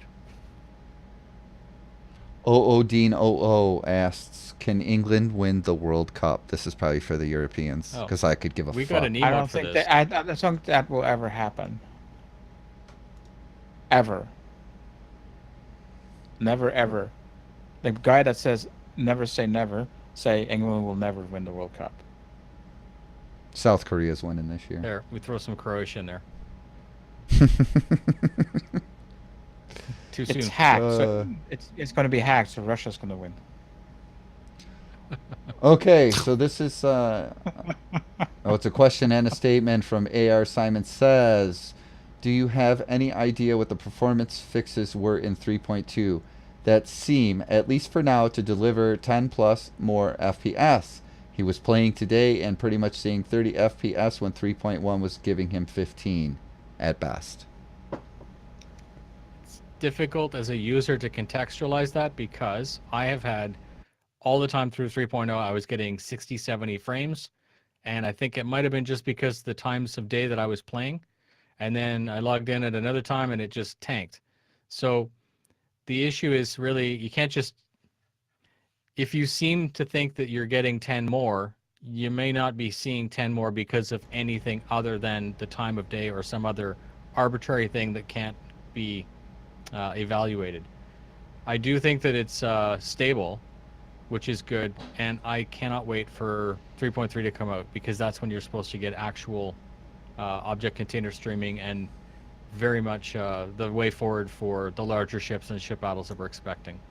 I can say this, right? There is something different about 3.2 that gives you a better, stable, higher frame rate. Not that the frame rate didn't spike higher before, but there's something is different for me personally. I'm getting There's been a lot of people saying the same thing as Juntau is saying now, that they have higher frames, they also have stable frames, they don't have that many dips anymore.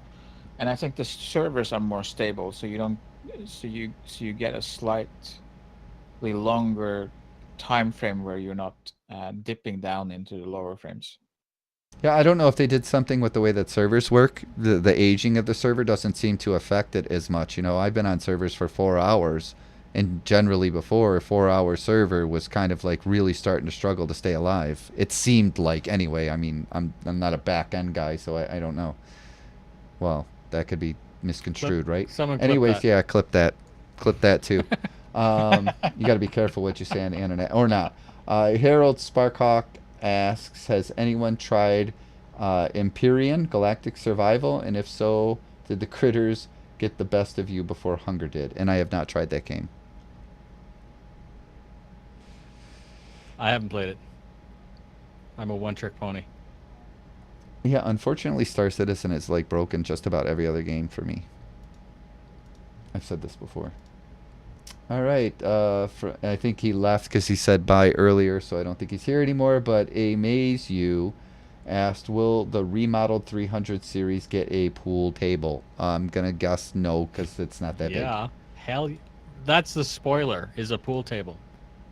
Maybe the... well, no, the You land the 325 is ship a upside down, fighter. and Once... it's on the belly. Oh, that's a good point. Well, they're going to lower it down to the ground, and they're going to make it more like an Avenger, from what I'm understanding. So Perfect. maybe they'll have a hot Slides tub in out, it. like, The toilet will actually turn into a hot tub. space is the toilet, people. That's the thing. You just poop out the door. Quote me on that. We gotta. Yeah, it's enough space there, right? Let's find Jay Lee's animation for pooping, because that was fucking funny. I don't know what this says. From Shetire, it looks like Star Citizen versus Elite Dangerous. Which is or will be better? Not comparable. I don't No. think so, and it's just that's like a matter of opinion too. You know, some people love Eve, some people love World of Warcraft, some people love Skyrim, some people don't like any of them. Some people like City Skylines or some shit like that. So Some people still love it's No very Man's subjective. Sky. Yeah, so you have to respect. You have to respect the fact that the game started about the same time. They chose completely different methods of development, and they're both successful. So I know that you could argue Star Citizen's not successful yet, but wait for it. Fucking shill.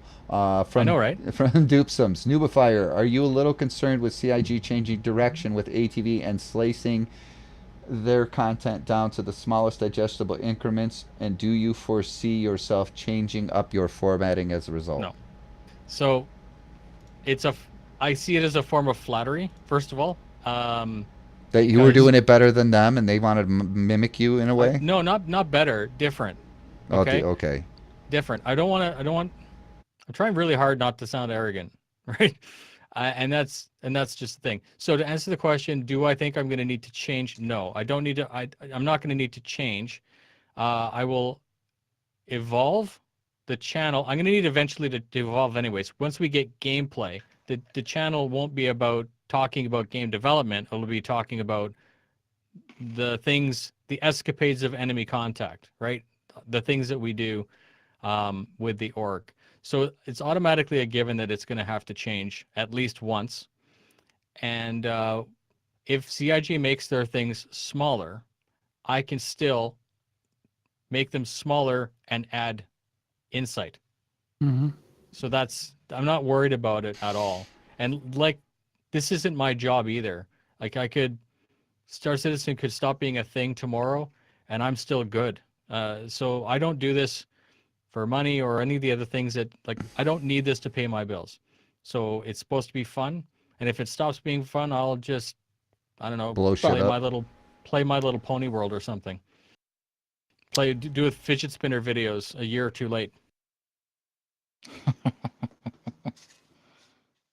That could be interesting.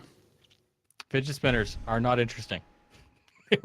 But you could also, there's no rule saying that you have to do one topic per video. You can gather up the week's small Yeah, but topics that dude does totally change the hashtag no bullshit, shortest amount of time, stuff like that. So yeah, but maybe your content goes down to 45-second videos, which you're likely to have better metrics on YouTube because you can capture people's attention for 45 seconds better than you can for 4 minutes and 45 seconds. Not according to the Google algorithms, No, but you because won't they want longer videos, right? No, but they won't. I don't care about. But that's the thing is, I don't give a shit about monetization. If Right, I yeah. wanted monetization, I'd make 40-minute videos. I'd make 10-minute videos. It's never been about. It's never been about that. It's been about getting the correct information out. I don't. Or at the I don't care the about best of your ability for what's available at that time. I get what you. optimal, right? Exactly. And that's the thing is, if I was trying to make money, I would be making 10-minute videos. I would be drawing out all kinds of stuff and stretching everything out, but I'm not. And I don't see myself needing to retire and do this for a living. This will always be fun. And like I said, when Yeah. it's not fun, I will leave. Yeah. All right, But couple. it's like Jared said earlier in regards to this. Some people say I talk too much.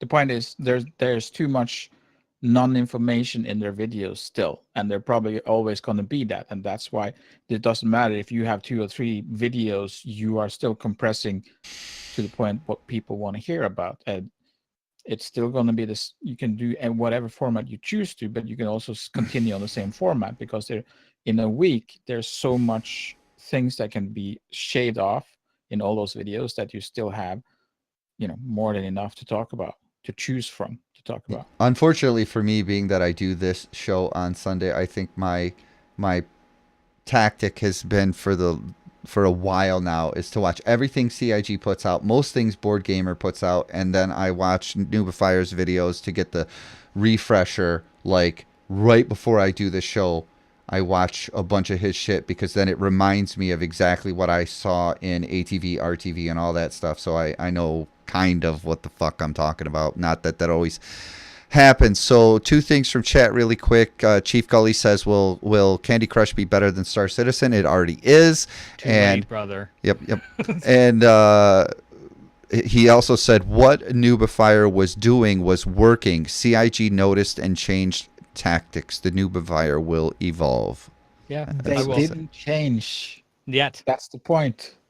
Yet. Now they're They going will. to test some new things. So anyways, that's that. I where got were my questions? one more thing Yeah. just to say on that is because that question there I can add effectively. If you go look at the content that I made in the past year, you go look at the diversity.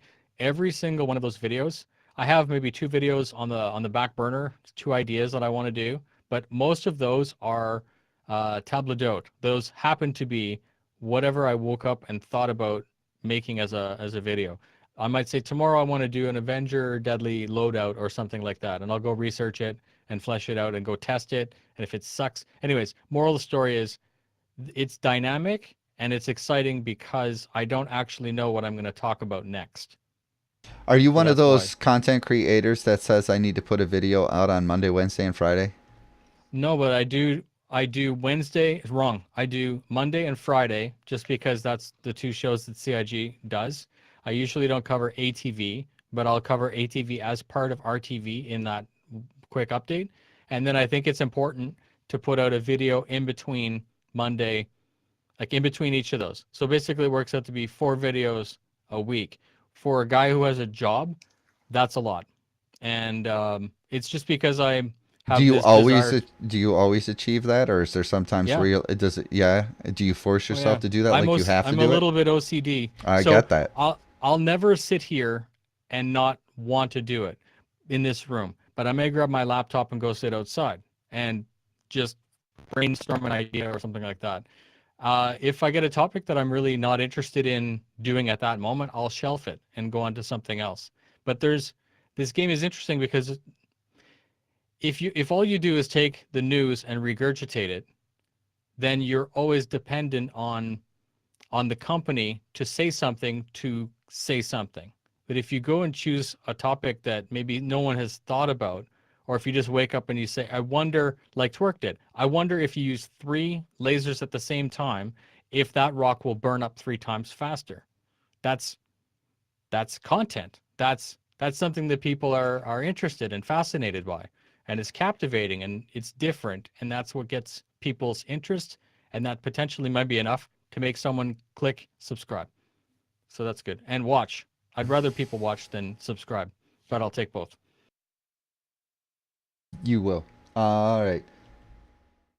Daniel Moore 84 asked, "Do you find the 3.2 fighter combat really bad compared to say 3.0, or is it just me?" It depends on keyboard and mouse or flight sticks. Well, I think what changed is the AI combat, flight combat has changed dramatically. Yeah, They but also occasionally they even break as well. weapon Well, stats, The AI the breaks a spreads, lot. everything has been dialed in. So it's bad to. This is the shitty thing about doing it. It's just like racing in Star Citizen. You got 3.0, you go out and learn how to fly the rings. You learn They your muscle change memory, everything. and then they change the metrics, and then you're like, Now that guy who has skill, it's easier to adapt because you're already a good pilot. And I see the same thing with like Arena Commander, for example. Go test it and relearn it. So yes, to answer your question, it's different, but it's always been different. It's never not been different between patches. TH Clutchness says, "Noobify, you are hardcore. I can barely get one video made a week between life and work. Props for dedication." And I absolutely understand where he's coming from, because there have been many times where I'm sitting on the toilet dropping a deuce thinking I should fucking make a YouTube video on this, and then when it comes around to it, I'm like, you know what I really need to do? I really need to not piss my wife off and go do this, that, and the other, and I end up always doing this, that, and the other rather than making a video. Not that anybody wants to fucking hear me speak outside of this stinking podcast anyway. Give it but, time. Yeah. It's too much. It's too much work for me personally, and I'm very I don't even know what this. I don't want to compliment you too much because you already have a big fat ass ego. It's nice that people like you and Board Gamer and STL Youngblood and Twerk and all these guys put the time in, so I don't have to put the time in. I could just absorb the content. It's really nice. It's definitely not been overnight. If anyone thinks that they can get into the idea of making videos, there will be 2 or 3 months that you'll get 5, 6, 7, 8 subscribers, 10 subscribers, and then for no reason it'll just click. But that happens to be when your quality goes up, and you'll know because you'll go watch your videos that you thought were so good, and you're like, my God, these are cringy. And I'm going to do the same thing in 2 years. I'm going to go back and watch my videos, and I'm going to say those were garbage, because hopefully I will have evolved more from then. No, there's a couple YouTubers out there that I have seen the content quality increase, you know. So I'm not going to mention any names right now, but sometimes they're good videos, and sometimes they're trash videos, and sometimes they're clickbait videos. So, but the content is improved anyway. But as far as Star Citizen is related, what is this one? Shetire asks, "What's the point of currently buying ships for real money? Are they not purchasable in-game or something, and wants this lifetime insurance thing?" I'd love to take this one. Yes. So it's a crowdfunded game. If it wasn't for the ships, there would be no... If it wasn't for the pledges for the ships, there would be no game. Now, everyone's worried about pay to win. We can say that it's not... There's no win. It's a sandbox. Like, you watch the game that you're looking at right now, there's no score or anything like that. Some guy could come and gank him or shiv him, and he'd be back at character generation. It's a sandbox. So the ship, you pay for the ship now. You won't have to grind for it in the future. However, to operate some of the ships, like a reclaimer, you won't be able to do it anyway. So you'll still have to grind and build up your empire. Does it give a person an easy pass? Yes, because that person, if you said I want a reclaimer in game and I had a reclaimer, I'd be able to use it as soon as I could afford to operate it. And you would still have to grind possibly for a year to afford it. So a person like myself, if I didn't want to have to waste a year of my life to afford a saber in game, if I decided that that's what I wanted to do, then I go spend $175 or $185 on a saber game package, and I don't have to grind for it. However, in the future, I'm going to do a bunch of missions with that saber, and then I may want to buy a prospector in game. So the ships are a mechanism to fund the game, and without them, we don't have a game. So as much as you may hate the idea that people are spending thousands of dollars, don't worry about it. Close your wallet and do exactly like you propose, which is to do it in game or steal someone else's ship. That's fun too. And that has actually always been the advice of anybody who cares about seeing this project succeed. If you have the disposable income and you want to help the project and they have something that appeals to you, then buy it. And if you don't just participate. Go watch Twitch streamers, suck up the information, get in game, go make some friends, blah blah blah. Just be a part of the community. It doesn't take money to be a part of the community. It takes you what? No. $45 to get the persistent universe, $65 to get the entire game. And Both games, I guess. PU is also an opportunity for you to test all the ships that you don't have anyways, because during PU they want you to play test, and they'll unlock all those vehicles for your account. So you'll be able to figure out if it's something you want in the future to grind for anyways. And that's a good point that people don't consider. I've talked to a bunch of people that, did you download PTU? No, I didn't. Well, I don't know why not, because you have access to everything. When a PTU goes wide, you can play with any ship you choose. Yeah. So, and it's, like you said, it's a nice way to go, oh, you know what, this is a cool ship, or wow, I don't like this, I'll never I'm get very this happy I one. didn't buy this dog. Right, exactly. So, that's a good point. And the current live builds is still even alpha builds are going to be wiped.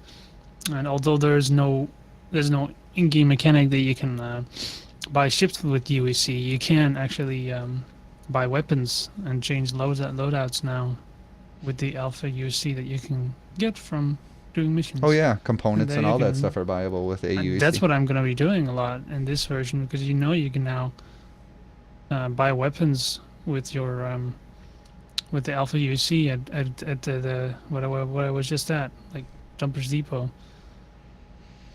That's pretty cool. Yep. And that's what I was saying before, Kimmy, is that if you join a community and you're nice and you're pleasant and you're not a dickbag troll, most of the time, I let people use my ships all the time. I let Rellim go and blow up my prospector. He doesn't have one. He didn't have the opportunity to mine, I don't think. So I let him take it and go have fun with it, and he blew it up. It is what it is. So it's always a thing. Anyways, George Ep357.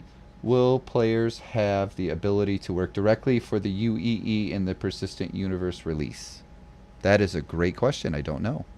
I would think contract-wise, but I don't think you could get like an employment stature with them. Maybe. You never know. Advocacy. You'll be able to do advocacy missions. So you won't be able to be advocacy, but you'll be able to work for them. Bounty hunter. Yeah. Yep. Enforcement. You can, there will be larger missions for orgs as well, and they probably were both from local governments and UEC, and so, and of all the aspects of whatever you want to do is probably going to be there from in-game governments, large, small, or large. Oh yeah, and not just the UEE, from whatever factions they present as viable large factions for the Persistent Universe in general. Including on the pirate side. Pirate orgs or pirate whatever they call them, guilds or some shit. Yep. So yeah, and anyways, Kimmy, like I said, and the opportunity and the invitation is always open to all viewers and community members and stuff to participate. If you want to come on this show and talk shit, tell me I'm an idiot, agree with me, argue, talk about how big of a scam it is, how Derek Smart was right, you all are more than welcome to join the base Discord and let that intention be known, and we will be happy to entertain that. Please Absolutely. join us. Yeah, I've been saying it for a long time. It's a community show. It's for the community. Community radio, yeah. So, and I like trolls. Especially if you mean that the game is a scam, please join us. Right. All right. I like, again, Maze, for you. I think he said he was going to leave. I'm not sure, but he said, newbie, can you explain how insurance works in game right now? Just like literally, like everyone has LTI. So this, what we have right now, where you blow up your ship and then you wake up in the space station and you go claim your ship, that's literally how LTI, just because you have LTI doesn't mean it's going to be free. You still have to go click claim, and then there's a countdown. If you want to pay more, you can get it faster. That's the joke.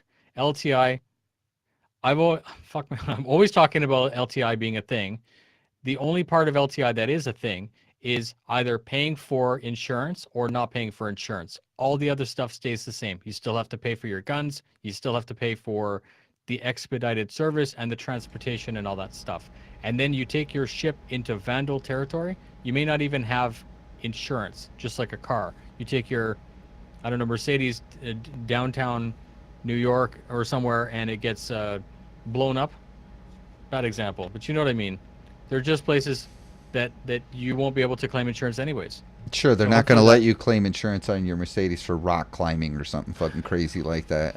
drive it off a cliff. Exactly. Right? Yeah, yeah. It was an accident, I swear. Oops.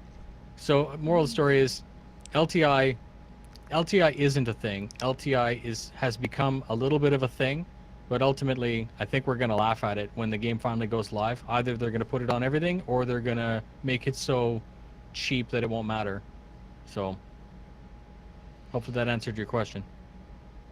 Here's a couple of them that are from Dupsums, and Dupsums is like right on the edge of sanity, obviously, at this point. So here's this one. When That's CIG even game, huh? announces brand new ships, such as the Hammerhead, and then go on and say that it is needed for Squadron 42, what is your current opinion? What is your current opinion?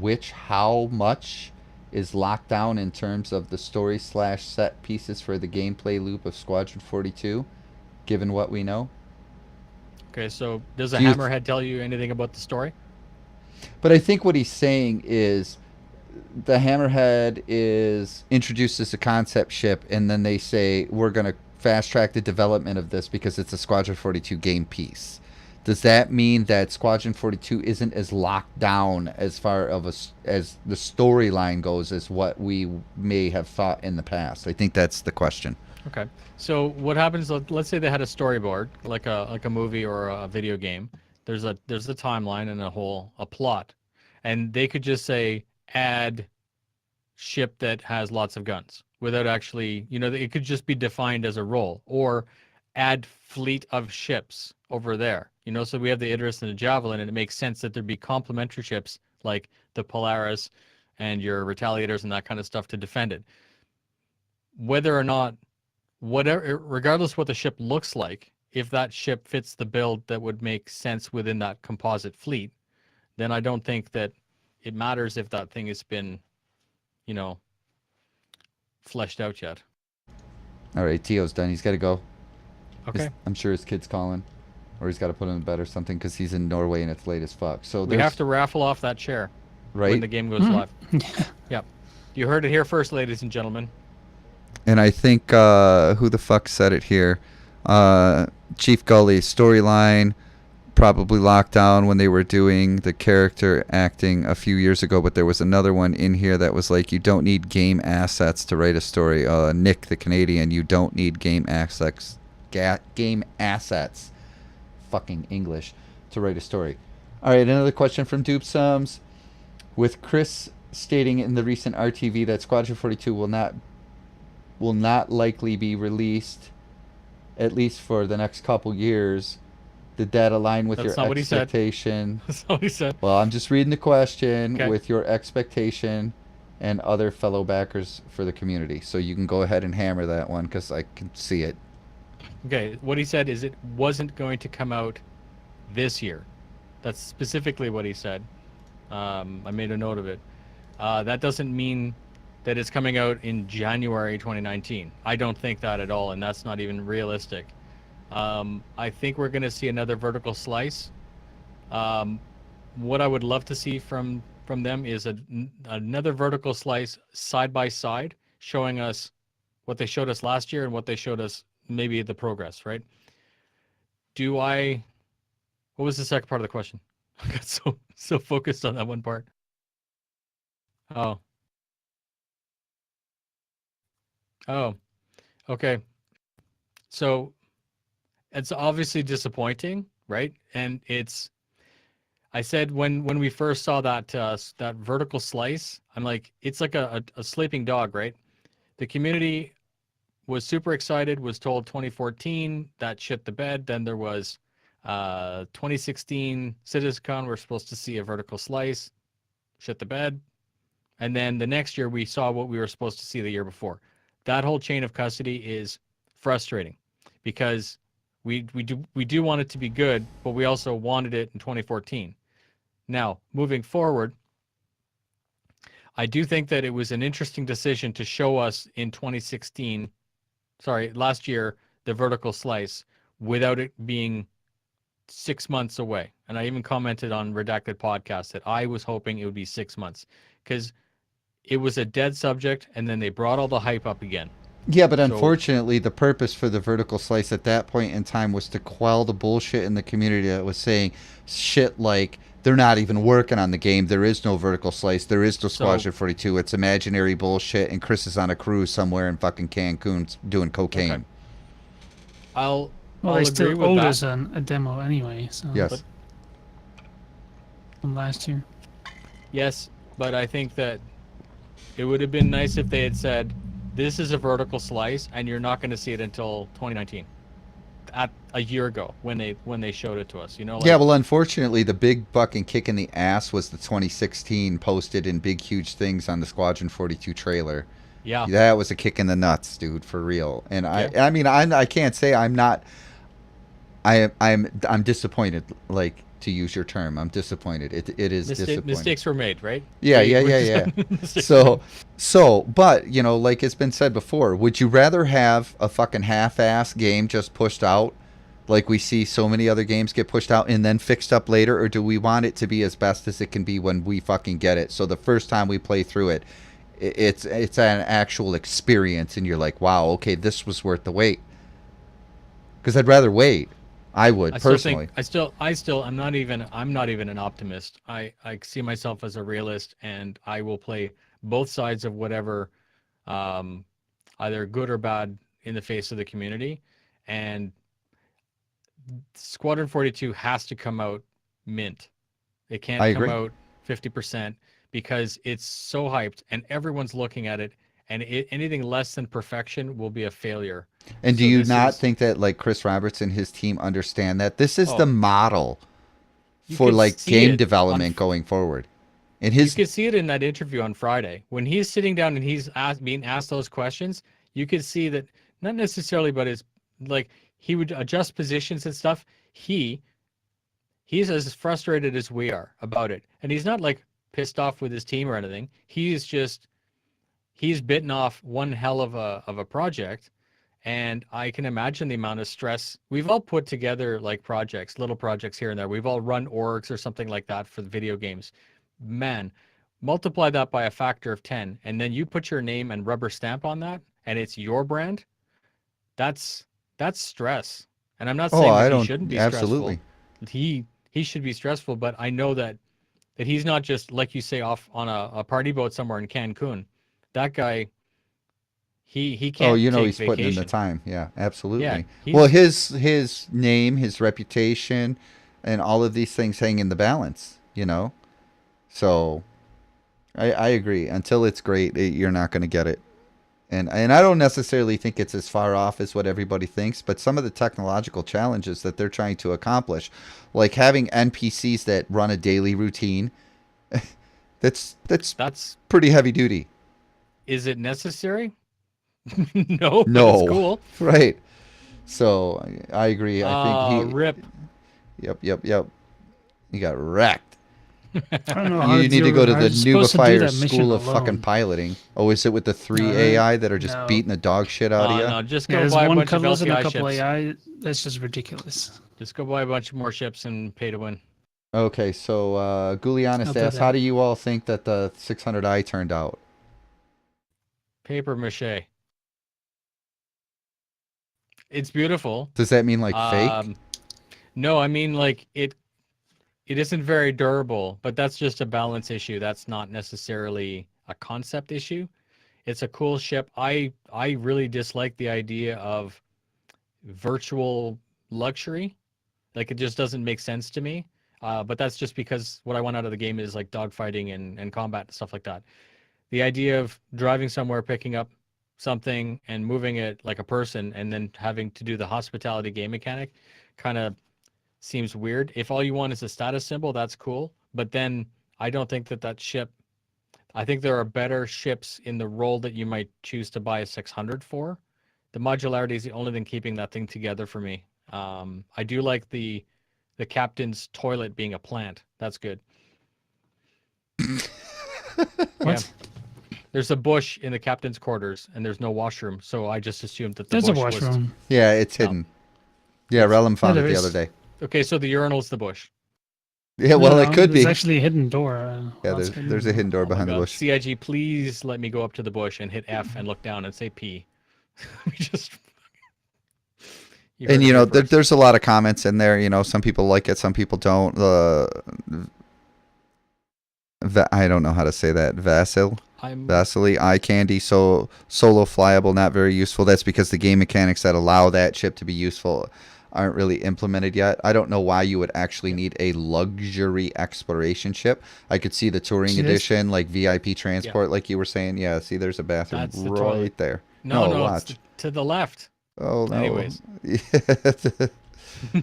Are you a vampire I if mean, you go in front? that bush. I don't think that it shows a reflection yet. Okay. So what I was going to No. say is I'm about to do I do a series called Ship Fight where I take two ships that I think we have enough information on that we can make a comparison. And it's not like, you know, like Mike Tyson fighting. It's literally value for what you're getting versus like what that pledge will allow you to do. And my plan is to put the 600 against the Connie Aquila and the 600 luxury against the Phoenix, and then do a little bit of an estimate, literally right down to DPS, how much shield it's supposed to have, what trinkets it comes with, etc., etc. Fucking that- min-maxers, I swear to God. I know, right? Lost Meta, all my weapons. Meta much. meta. Yeah, Yeah. well, yeah. That's how it's Most done, though, effective right? tactic available. Most effective tactic available. Meta. Is there any more question? Oh, there's a few more. Are you ready to go? I'd love to. Because Joe's got more asked a few questions, and he was saying in chat that he thought I was ignoring him, and I haven't. So let's go to the bottom, and let's ask a couple of questions from him.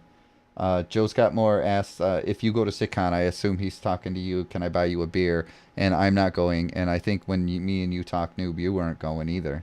Yeah, this is going to sound super negative. I said earlier that I don't do this for a living. This is a hobby for me, and to take time off work for a Wednesday to fly to Texas, the whole expenditure was in like the multiple thousands of dollars, and I'm not going to ask Patreons to pay for me to go and all that other stuff. So quite frankly, don't expect to see me at SitCon this year. But I did go in 2016, had a great time, came back with a credit card debt. And, Oh, shit. You know, like it was a thing. It was like the first time. I think I had like 5,000 subscribers at the time, and I just wanted to go. It was worth it. It is still worth it, but no, not for video game, right? I think I'd the rather- date placement was kind of weird as well on a Wednesday. I'd rather pay off my car than go to SitCon. That's one way of looking at it. There you go. I don't even have spaceships in game. Like, why would I pay $3,000 to go to Texas? And it's not that I don't want to sound like ignorant or that I don't want to see you guys and interact with you and stuff like that. It's just literally too much. Priorities Hopefully are you priorities. understand, So. right? Absolutely. And Joe Scott Moore again asks, besides object container streaming, what are you looking forward to getting most in 3.3? Cutlass, red and blue, hopefully with new game mechanics. Well, I There's some don't. other good stuff there. Variants? Yeah, I think so. I don't think it's actually Salvage? going to happen, but yeah, salvage would be nice. But I would like to see the universe expanded to Hurston with its 4 moons. But I think that's actually going to be pushed back to 3.4. That's 3.4 or No, I even said it'll on be the last 3.4. Redacted podcast that is one because that also comes with R Corp, doesn't it? I don't think they're going to do them both at the same time. They're both on the roadmap slot, but I think Hurston Okay. is more done than ArtCorp, so they have the potential Yeah. to implement one and not the other. I don't think it has to be simultaneous. And just to make him happy, Joe's got more asks. If and when we get pets, because I know that everybody wants pets, how will we keep them from getting ejected into space, or Maybe or if we're getting out of our I'm just chips? gonna go around and that's gonna be my whole gameplay. I'm gonna wake up in the morning on Saturday and say, right, I got 10 pets that I need to space. Just stow away and space all your pets. I'm just kidding. I wouldn't do that. I wouldn't waste my time. All right. Unfortunately, there's a bunch more questions here, so I'm just gonna do two more because I haven't Do asked. speed round. Well, I haven't asked from Lord Corwin, and there's a bunch of like repeat ask, whatever you want to call them, questioners. So Lord Corwin asked, when do you guys think we'll have the basics in and move into the beta based on what you can see from the roadmap? Beta PUs probably looking more like 2020. Beta, we need all of the core mechanics done. Right now we have one at tier, we have two at tier 0. We don't have medical, we don't have salvage, we don't have hospitality, we don't have we don't have bounty hunting. Like, so, yeah. Oh, and I think that it even goes further than that. I think that we need multiple star systems in order for beta, because you have to have the jump point mechanic in place. Yeah. It has to be feature complete. Yeah. And then beta testing. Alpha building, beta testing. Absolutely. So, is that Carbide Edge says in the chat, don't see Cutlass Red and Blue on the 3.3 roadmap. No, there's a caveat in there, right? That they've said multiple times, just because you don't see it on the roadmap doesn't mean that it's not being worked on. Right. You know, like, I don't know, is there a 300 rework on the roadmap right now? 3.4. Okay. It is there. And I talked to people. And then we'll do these last few really quick, like, we'll keep the answers short. Joe's got more asked again. What do you expect to be dropped from 3.3 since it's so full at the moment? Object container streaming. Yeah, that's what he's saying. I'm said just joking. we know object container streaming is a must-have. It's critical. You got that from RTV. Is that Chris Roberts said that everything is codependent on that, and that is their focus. So I would take it for, like, he wouldn't say that unless it was true, and I believe that is the next thing that's gonna be critical for all the other stuff. Like he said, you can't have Hurston without it, and I know he wants Hurston. So. And I would say that not that anybody that would spend their time watching this pathetic excuse for a podcast would have these technical abilities, but they are looking for game systems engineers, AI programmers, these things at Cloud Imperium jobs. So if you have those skills, you could probably get relocated to Frankfurt, Germany, and drink some good beer and build a video game. But like I said, you're probably not here if you have those skills. You're probably working on a video game somewhere. Blizzard. Right, exactly. Do you think that the death of a spaceman mechanic is harsh enough, or should you lose more than some rep and credits? That's I a think tough it's gonna get polished. So the way, if you were to take it literally out of the document, that if you go decapitate someone with a sniper rifle, there's no 9 lives that you've killed a person. But then you have to consider stuff like racing, right? Racing, Captain Kim is the best that I've seen out there, and he still dies like 27 times a game.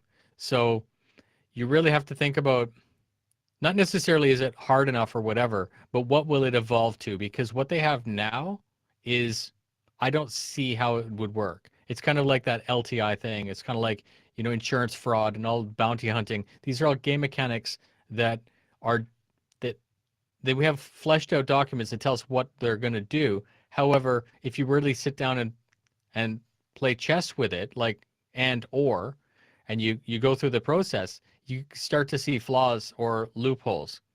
And so I don't think you're going to see it the way it's presented now. I think it will change. Yeah, well, that's logical to think that it will change anyway, because once they start really getting down into the nitty-gritty of how it needs to work, I think that the design doc that is The Death of a Spaceman is just that. It's a design doc. It's an idea. You know, should it be harsh?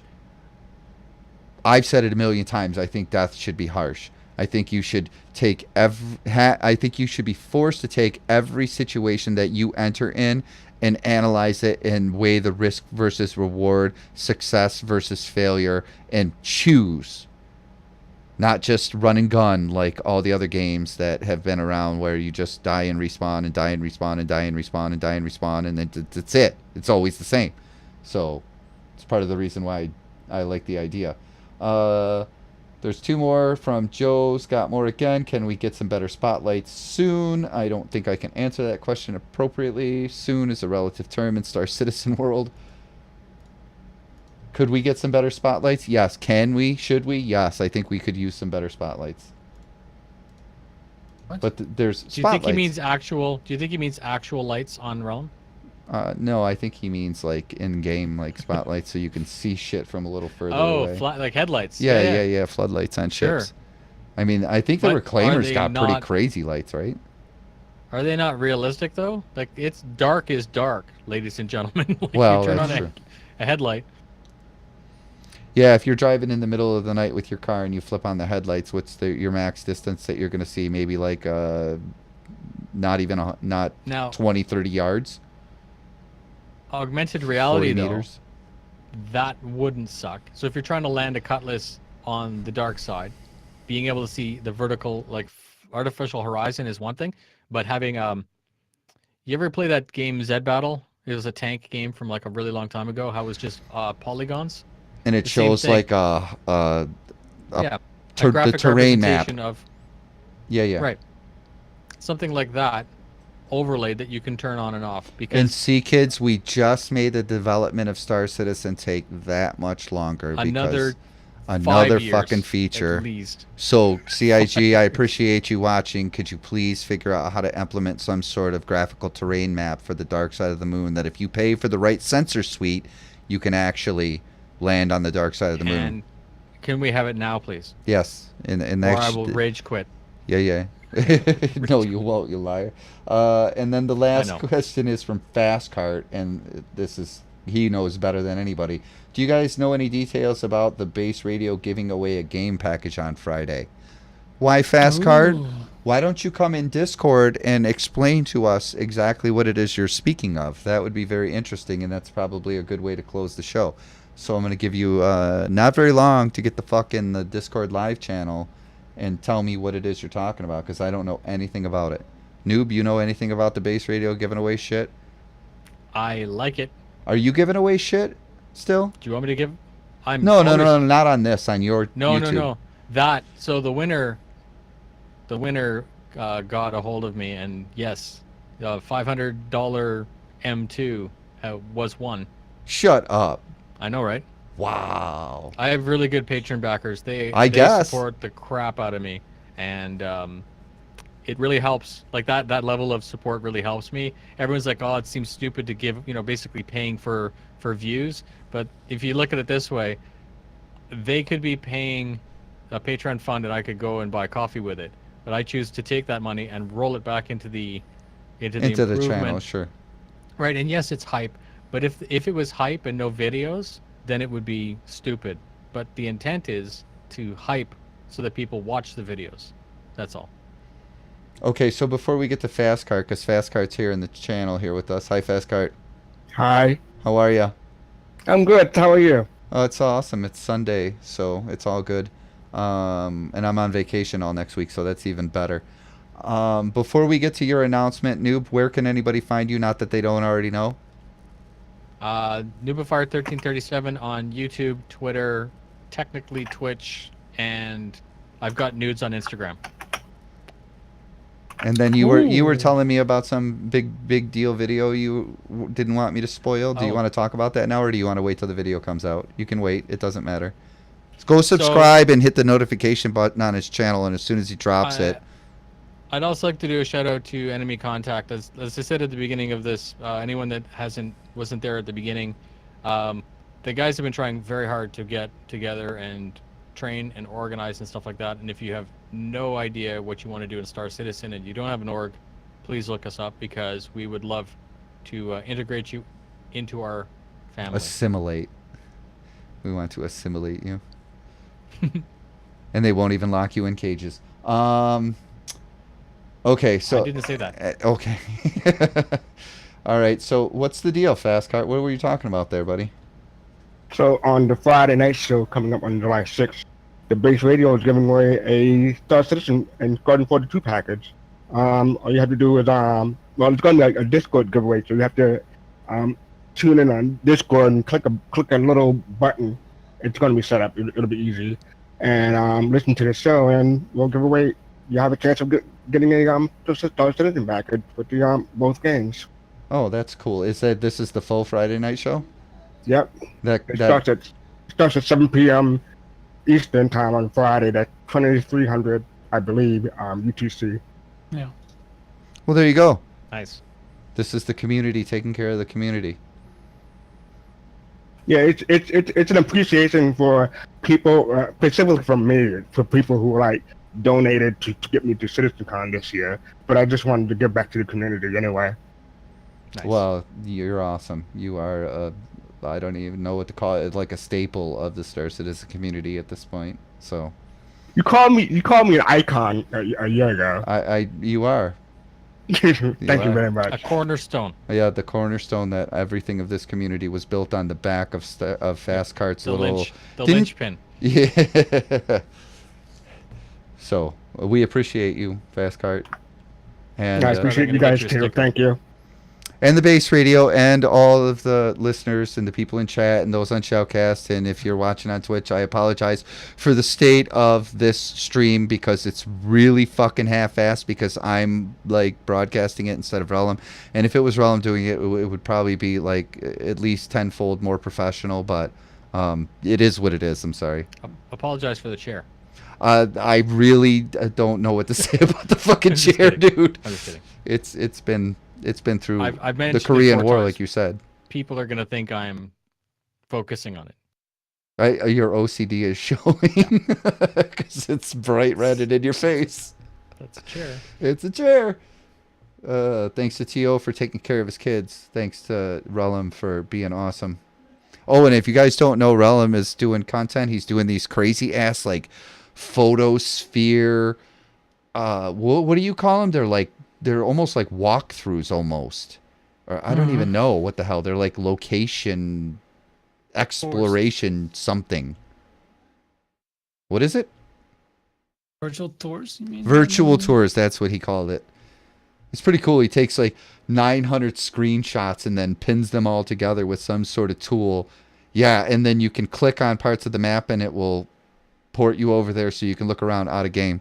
So Google Earth Street View. You're making Street View?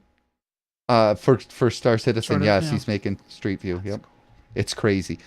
So you guys should check that out. And I don't actually have any interesting content because I don't create content. All the music you heard today was created by me. So if you liked it, great. And if you didn't, fuck you. It doesn't really matter because it's all trash anyway. And anybody have any final words? Because we're going to get the fuck out of here because we're like 41 minutes over. I know, it's so sexy now. It's crazy. How do you like that foam in the baffles? Lovely. It's got good sound. I just wanted to say I'm glad I'm not on camera because I'm not wearing pants this time. That's great. No pants confirmed. No pants. Yeah. What about you, Rellim? Anything? Nah. 2.2 is pretty good though. Yeah. Just play it, man. Everybody. And like I said, you can always join the base Discord. You can ping us there. We're always around for the most part. If you don't have anybody to play with, you want to borrow a prospector or 600i or something, just let me know who you are in Discord that you saw us on the round table, and I will be more than happy to get in a server with you and let you blow up my shit because, like Nuba Fire said, currently everything is LTI, so it doesn't really matter. Boom. All right, cool. So I'm gonna. This went purple as soon as I dropped the green screen. That's so weird. I know, right? Anyways, what a weird way to end a stream. I really appreciate you guys inviting me. This has been always fun. No, I appreciate you always be willing to help as long as you don't have a wedding that's getting canceled. So that's a story for a different time, I think. But yeah. Yeah. Okay. Too soon, sir. As long as he's not watching. Yeah, well, my irreverence is a thing, so I don't give a fuck. So yeah, thank you, chat. Thank you, Star Citizen, Robert Space Industries, the Noob of Fire 1337, Fast Cart, Rellim, he's gone. You know, I appreciate everybody giving me something to talk about on a Sunday. You guys are all fucking awesome. Otherwise, without Star Citizen, my pathetic life would have no meaning. You know, if I could turn it around, I have this like really cool bookcase that I painted all camouflage and shit, and it's got your stickers on it. Oh, hold on, check this out. Immersion broken. Nice. Door sign. Yes, sir. You know what sucks? They don't even have that in the game anymore. They took I know, right? It's part of my Star Citizen Wall of Shame thing that I'm going to put together here. My wife is looking for a few more black picture frames for me, but I got a bunch of shit I need to put up. I need one more thing. If there's anyone in here from CIG, make the holotable something that I can put in my hangar, but broken. Anyone before 2015 who backed gets a broken holotable. Oh, the old one? Yeah. Yeah, and it doesn't do anything. It just has this flap you open. It says out of order, like on Spaceballs. I bought a new cart in June, and I haven't put new decals on it, so I need a new fire decal for my cart, like the old one. I'm sending Gully down to Sitcon with one for you. Okay. If you would be so gracious.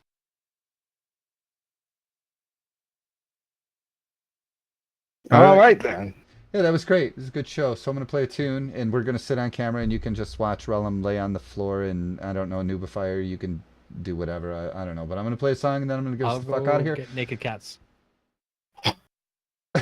Okay. And thank you all for watching, and we'll see you next week on the Star Citizen Base Roundtable. Bitches. Bye, y'all. Bye, y'all. Okay, before I close it out, I just want to say one thing. My buddy Steph Marster is in the middle of the fucking North Atlantic on a rescue boat, patrolling like oil rigs or something of that nature, what he does. And he sent me a message in Discord that says, you make me feel good and a little bit of home while listening to the show out here in the North Atlantic. So, Steph, we miss you, and I hope you come home safe soon, sir. And once again, thank you all for listening. You are listening to The Base. Thanks for listening, future slave army.